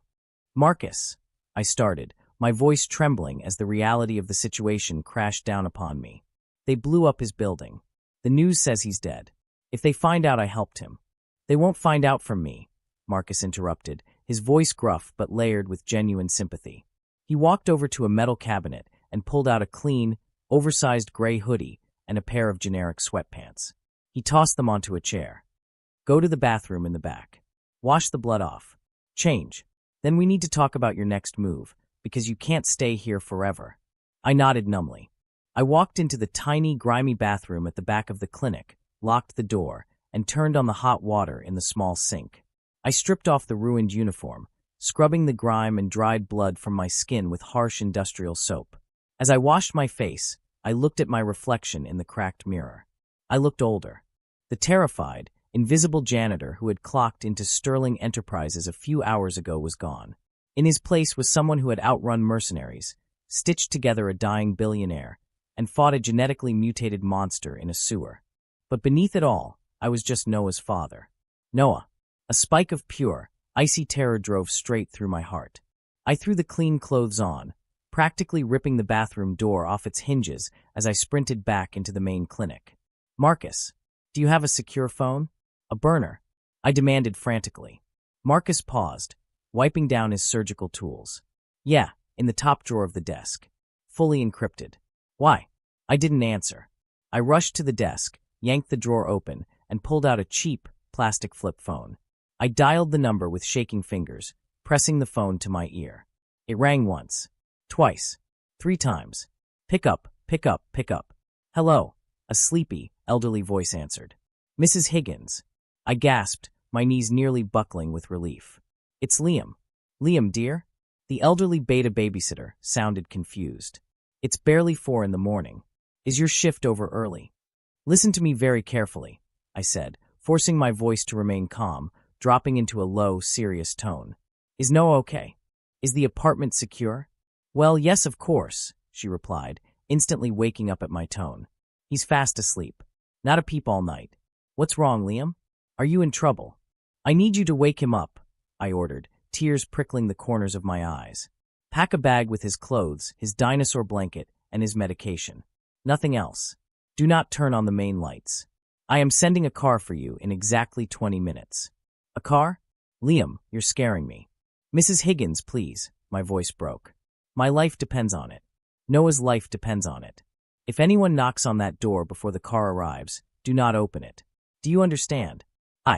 I understand," she whispered, the gravity of the situation finally hitting her.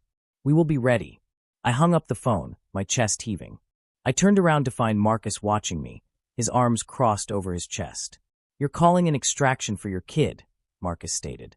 It wasn't a question. Liam, if you send a cab to your apartment, it leaves a paper trail. If Blackwood really is behind this, they own half the grid. They will track the cab. I don't have a choice. I yelled, the panic clawing at my throat. I dropped my ID badge somewhere in that building. They know a janitor was on that floor. It's only a matter of time before they pull the employee records, find my address, and realize I'm the one who helped him. I cannot leave my son there. He is not taking a cab. The voice was weak, incredibly raspy, but it carried an undeniable weight of authority that silenced the room. I spun around. Ethan was awake. He was propped up slightly on his right elbow, his face contorted in a grimace of pain, but his icy blue eyes were entirely lucid and fiercely focused. He looked at me, a profound, unwavering promise burning in his gaze. Ethan, you need to lie down. I rushed over to the bed, hovering my hands over his shoulders. You just had major surgery. My phone, Ethan demanded, looking at Marcus. In the pocket of my pants. Did it survive the water? Marcus walked over to the pile of ruined clothing, retrieving a sleek, titanium-cased smartphone. Miraculously, the screen lit up. He handed it to Ethan. Ethan's fingers flew across the screen, bypassing heavy security encryptions with practiced ease. He held the phone to his ear. Vance, Ethan rasped into the receiver. It's me. A pause. Even from a foot away, I could hear the sheer, explosive disbelief on the other end of the line. I know what the news says, Ethan interrupted coldly. I'm alive. Listen to me very closely. I need an armored extraction team at a residential address in the Lower East Side. Not our standard detail. Ghost protocol. Only men you trust with your life. Ethan listened for a moment, his eyes never leaving mine. Target is a 4-year-old boy named Noah and his elderly caretaker. They are to be retrieved with maximum force protection and brought directly to the safe house in the Cascades. If anyone interferes, eliminate them. Move now. He hung up, letting the phone drop onto the sterile sheets. He looked up at me, his chest rising and falling heavily with the exertion. Vance is my head of private security. He is completely off the grid and entirely loyal to me, Ethan explained softly, reaching out to gently grasp my wrist. He will get your son, Liam. I swore on my blood I would protect him. I meant it. The sheer relief that washed over me was staggering. The invisible weight that had been crushing my lungs finally lifted. I let out a choked sob, falling to my knees beside the surgical bed and pressing my forehead against the mattress. Ethan's large, warm hand slipped from my wrist, moving up to gently cup the back of my head. His fingers threaded through my damp hair, a profoundly intimate, soothing gesture. Thank you, I cried into the sheets. Thank you, Ethan. You saved my life twice tonight, Liam, Ethan murmured, his thumb brushing against my ear.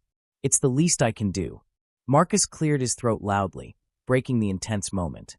Hate to interrupt the bonding, but we have a major problem. You can't stay here.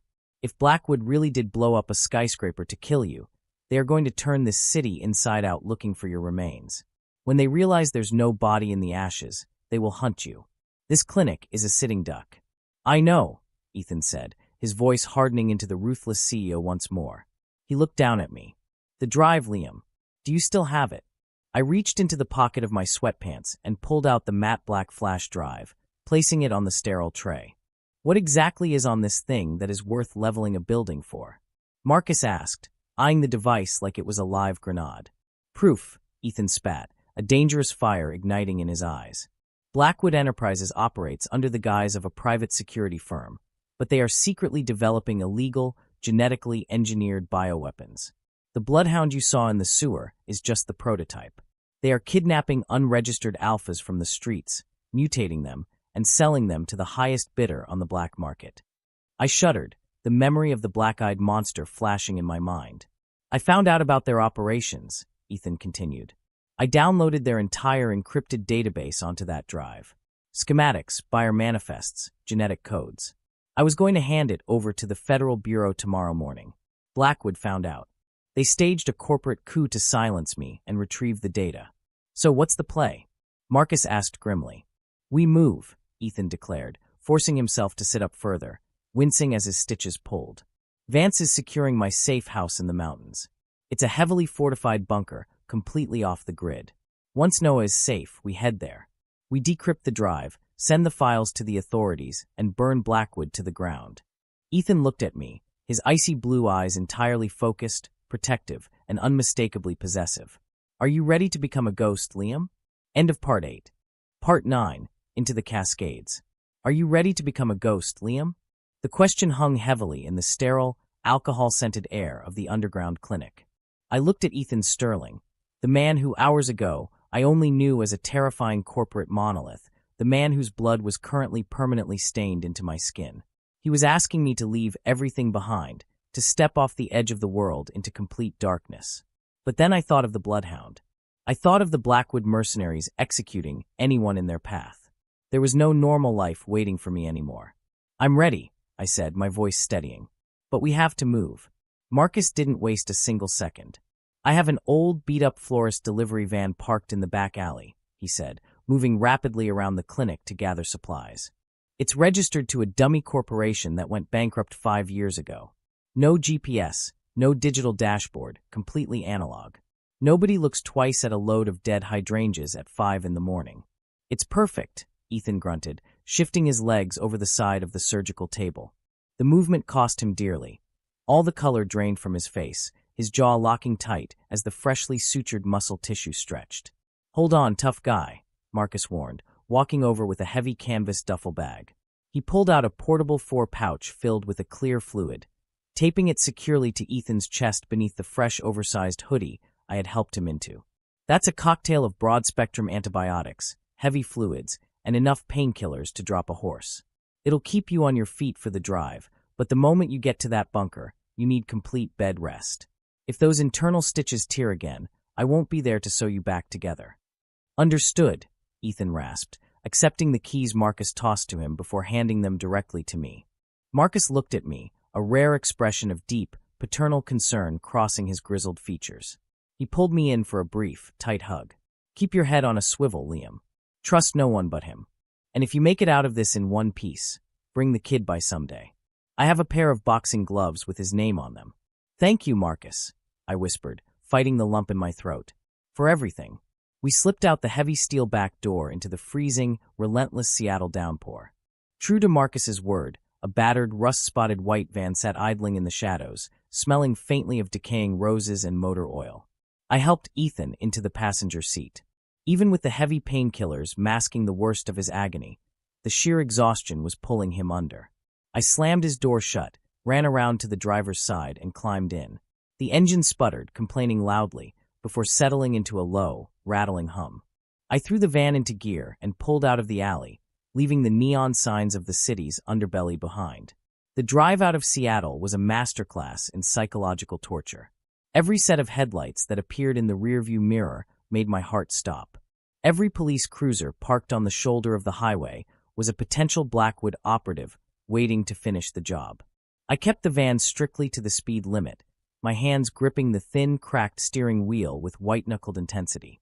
As we hit the desolate, winding stretches of Interstate 90, heading east toward the Cascade Mountains, the chaotic neon of the city finally faded into absolute, pitch-black darkness. The heavy rain transitioned into a thick, swirling mountain mist. In the passenger seat, Ethan was incredibly quiet. The portable was doing its job, stabilizing his vitals, but the silence between us was heavy, charged with the unbelievable gravity of the night. You're shaking. Ethan's voice broke the quiet, a low, gravelly rumble over the hum of the heater. I swallowed hard, keeping my eyes glued to the winding mountain road. Just cold. It was a lie. The adrenaline that had sustained me for the past 6 hours was completely gone, leaving me raw, hollowed out, and utterly terrified. I was driving into the wilderness with a man who was supposed to be dead, hunted by a paramilitary corporation, praying that my 4-year-old son was actually safe. Ethan slowly reached across the center console.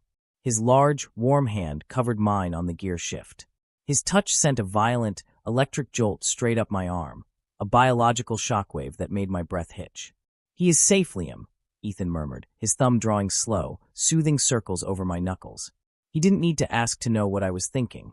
Vance sent me an encrypted ping 10 minutes ago. The extraction was flawless. Noah and Mrs. Higgins are in the air right now, flying via a radar-cloaked chopper to the safe house. They will be waiting for us when we arrive. A choked sob escaped my lips, the sheer relief nearly blinding me. Thank God. No, Ethan corrected softly, his fingers intertwining with mine. Thank you. For not running away when you found me in that washroom. For carrying me through that building. For the X-ray room, the sewer. For giving me your scent when I was losing my mind. I glanced over at him. In the dim green glow of the dashboard lights, Ethan Sterling looked nothing like a ruthless billionaire.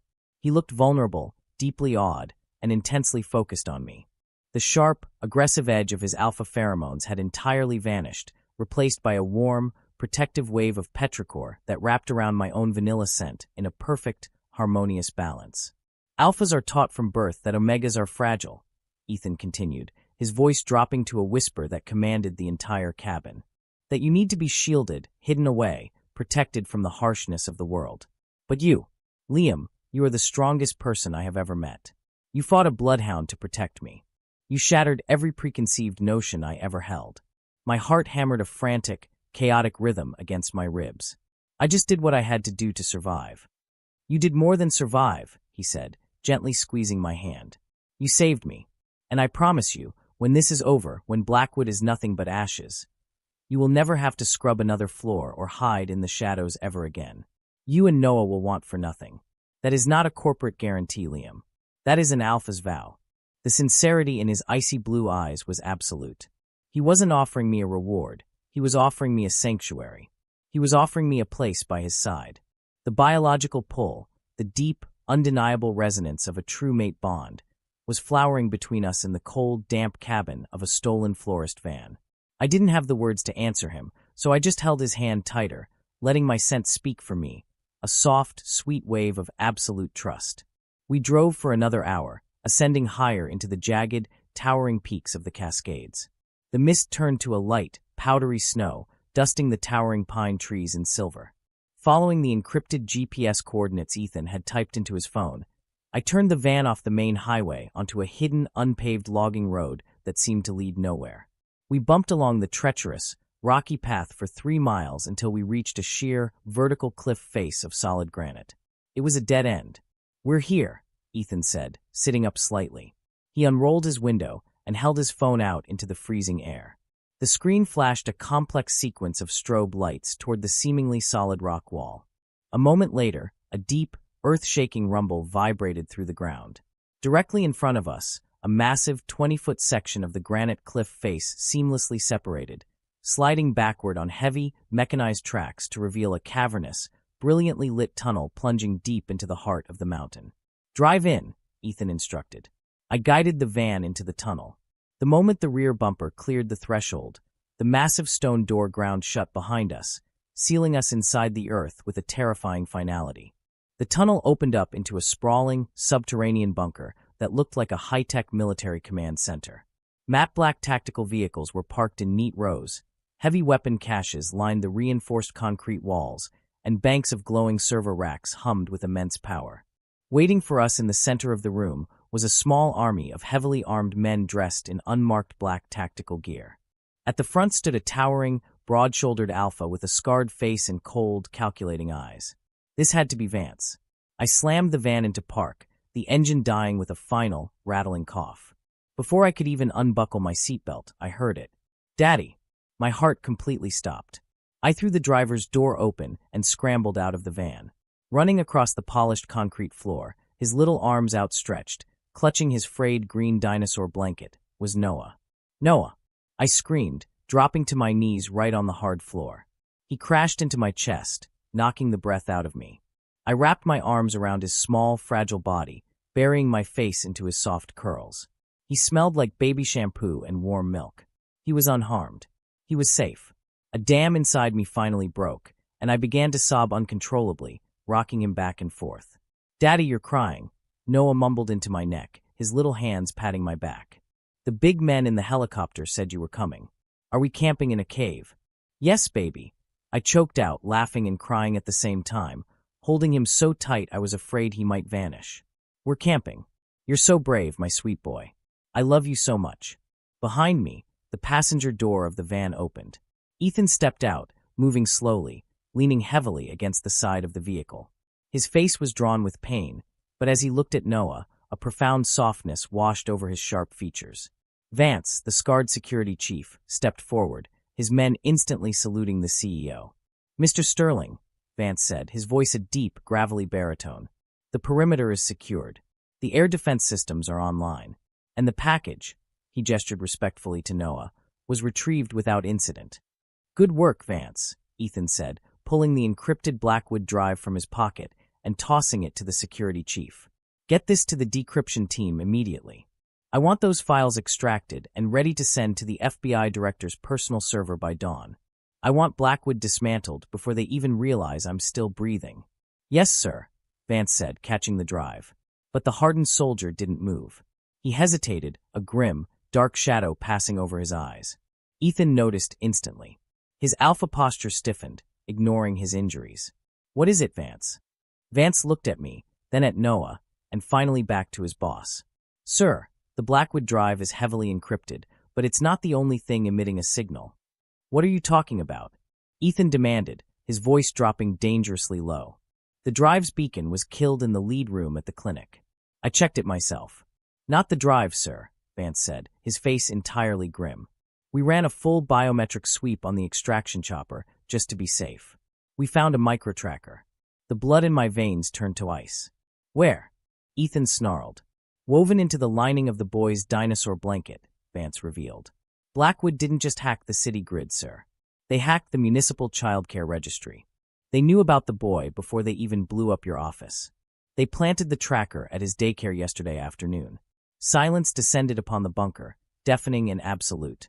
I looked down at the frayed green blanket in my son's hands, horror rising in my throat like bile. They hadn't just been hunting Ethan. They had set a trap for me from the very beginning. "Sir," Vance continued, his voice tight with imminent danger. "The tracker pinged our location exactly 4 minutes ago before we scrambled the signal. They know where the bunker is." A loud, piercing alarm suddenly shattered the quiet of the subterranean base. Blinking red lights flooded the concrete walls. "Sensors are picking up heavy aerial movement," one of the technicians yelled from the server banks. "Multiple unmarked gunships approaching the mountain. ETA is 5 minutes." Ethan slowly turned his head, his icy blue eyes locking onto the massive, reinforced steel doors of the tunnel. "Arm the men," Ethan ordered, his voice echoing with the terrifying, absolute authority of an apex predator preparing for war. "Nobody touches my family." End of Part 9. Part 10. The storm breaks. The subterranean bunker erupted into a symphony of calculated, terrifying violence. The blaring red strobe lights washed over the concrete walls, casting long, nightmarish shadows as Vance's tactical team mobilized with flawless military precision.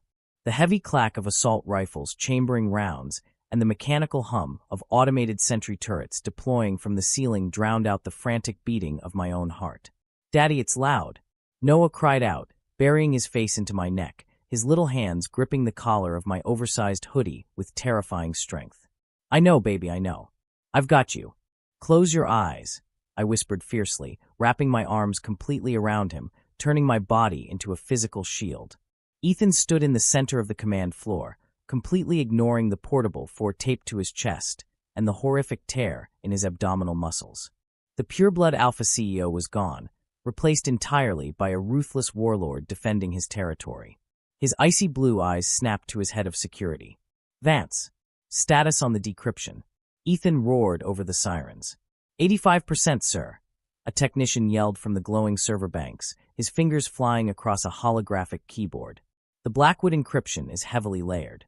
I need exactly 3 more minutes to crack the final firewall and transmit the data to the federal servers." "You have 2, Ethan ordered coldly. He turned back to Vance. "Deploy the heavy ordnance at the tunnel entrance.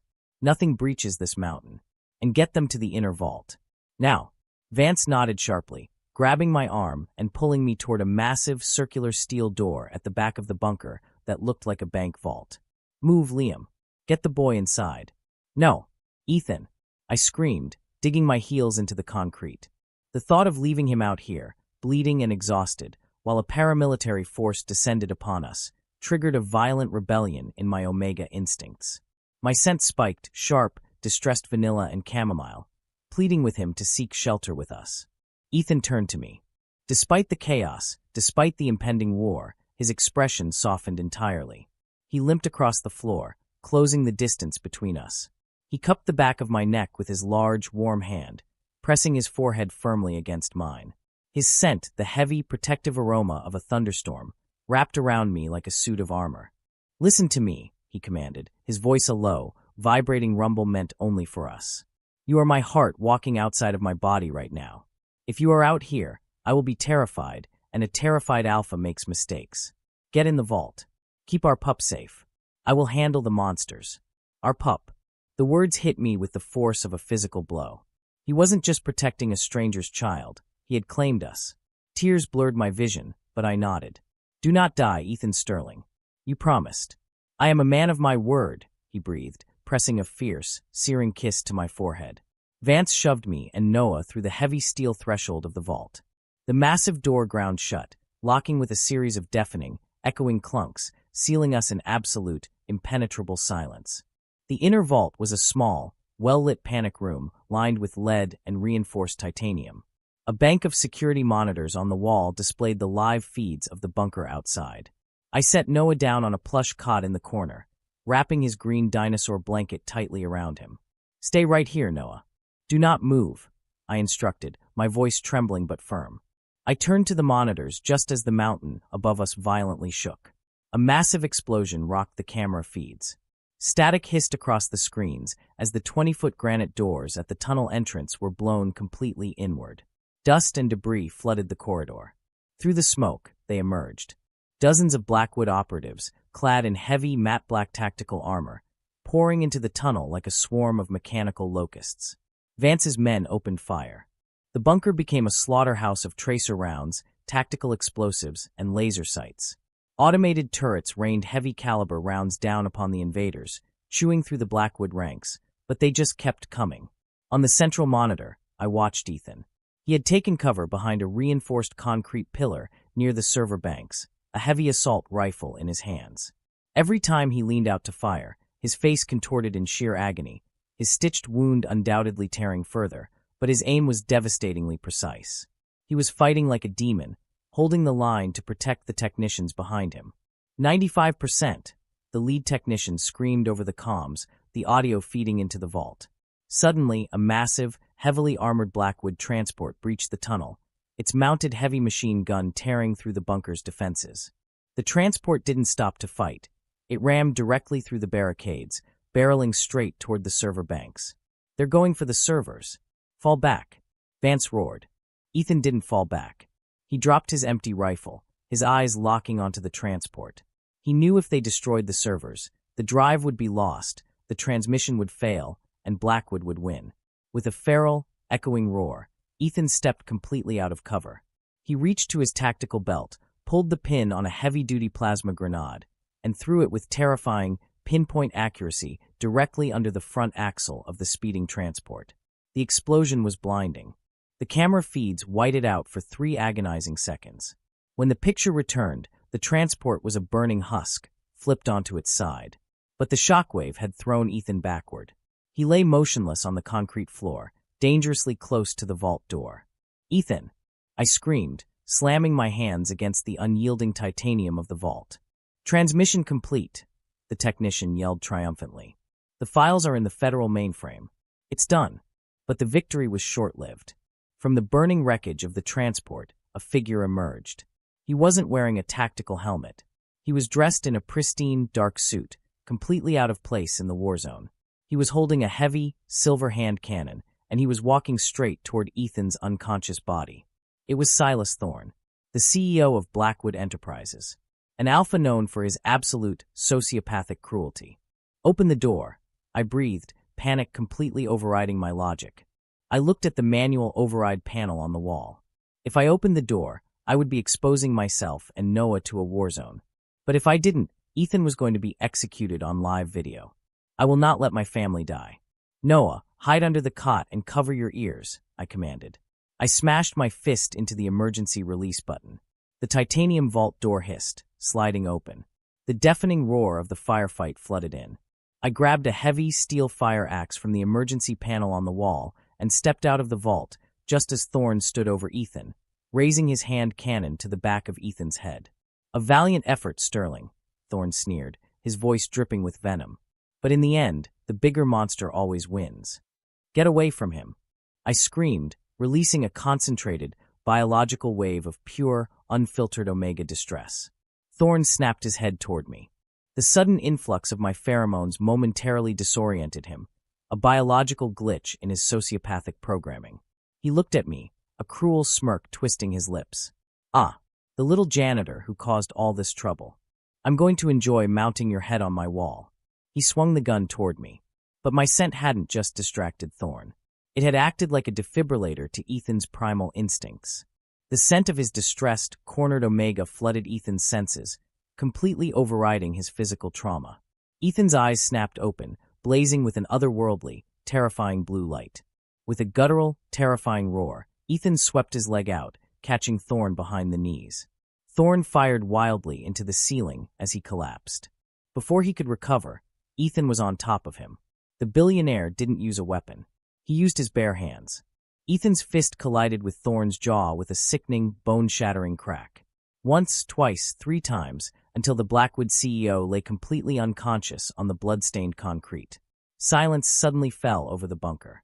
The remaining Blackwood operatives, seeing their leader beaten to a pulp and realizing their encrypted comms were screaming about incoming federal airstrikes, dropped their weapons. They surrendered to Vance's heavily bruised and bleeding men. It was over. We had won. Ethan slowly stood up, swaying dangerously on his feet. He turned to look at me, his chest heaving, his face covered in soot and blood. The blue fire in his eyes slowly faded back to his intelligent, icy blue. He took one step toward me, and then his legs completely gave out. "Ethan!" I dropped the axe, sprinting across the floor and catching him just before he hit the concrete. We collapsed together, my arms wrapping tightly around his massive frame. Did it send?" he rasped, his head falling heavily against my shoulder.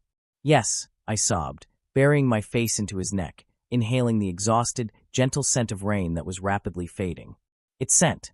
They're coming. You did it, Ethan." "No," he whispered, his eyes fluttering shut, a soft, genuine smile gracing his lips for the first time since I met him. "We did it." 3 months later. The morning sun filtered through the floor-to-ceiling windows of the sprawling, mountaintop estate, casting a warm, golden glow across the master bedroom.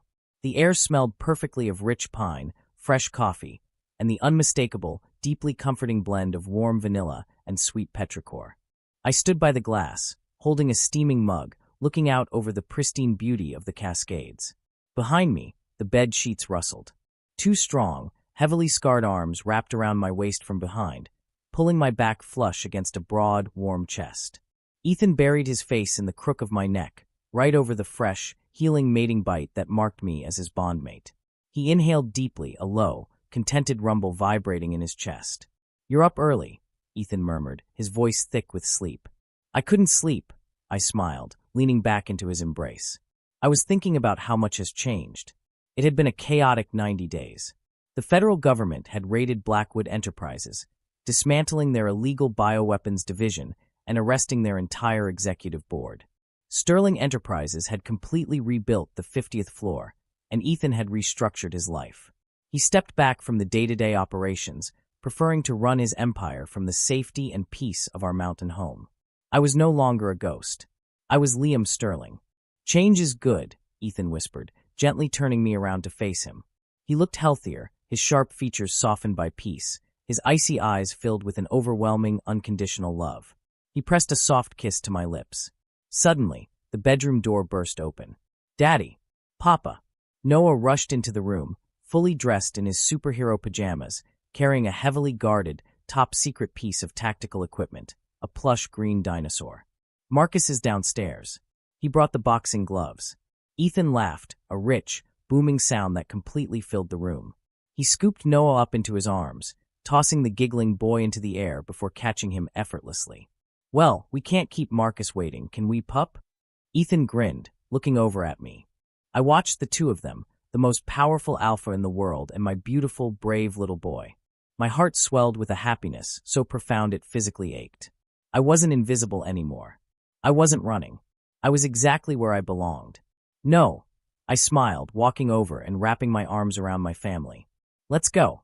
End of story, series finale. Wow. Just wow. Take a deep breath with me, everyone, because that was an absolute roller coaster. Welcome back to the real world, and thank you for tuning in to your BL boyfriend. If your heart is still pounding in your chest like mine is, you are definitely not alone. Let's just take a moment to unpack everything we just experienced in this story. Because honestly, this gave us everything we could ever want in an Omegaverse thriller. First of all, can we talk about Liam? We see so many stories where the Omega is just fragile and waiting to be rescued, but not our Liam. He started as this terrified, invisible janitor just trying to survive the night shift for his son, Noah. But the moment danger hit, his protective instincts completely overrode his fear. I mean, he dragged a bleeding alpha billionaire across a building, stitched him up on a cold metal table in the dark, and literally took a heavy steel wrench to a genetically mutated monster in a sewer. Liam proved that being an Omega doesn't mean you're weak. It means your strength is fueled by pure, unyielding love. He is the true definition of a survivor. And then there is Ethan Sterling, the untouchable, icy alpha CEO.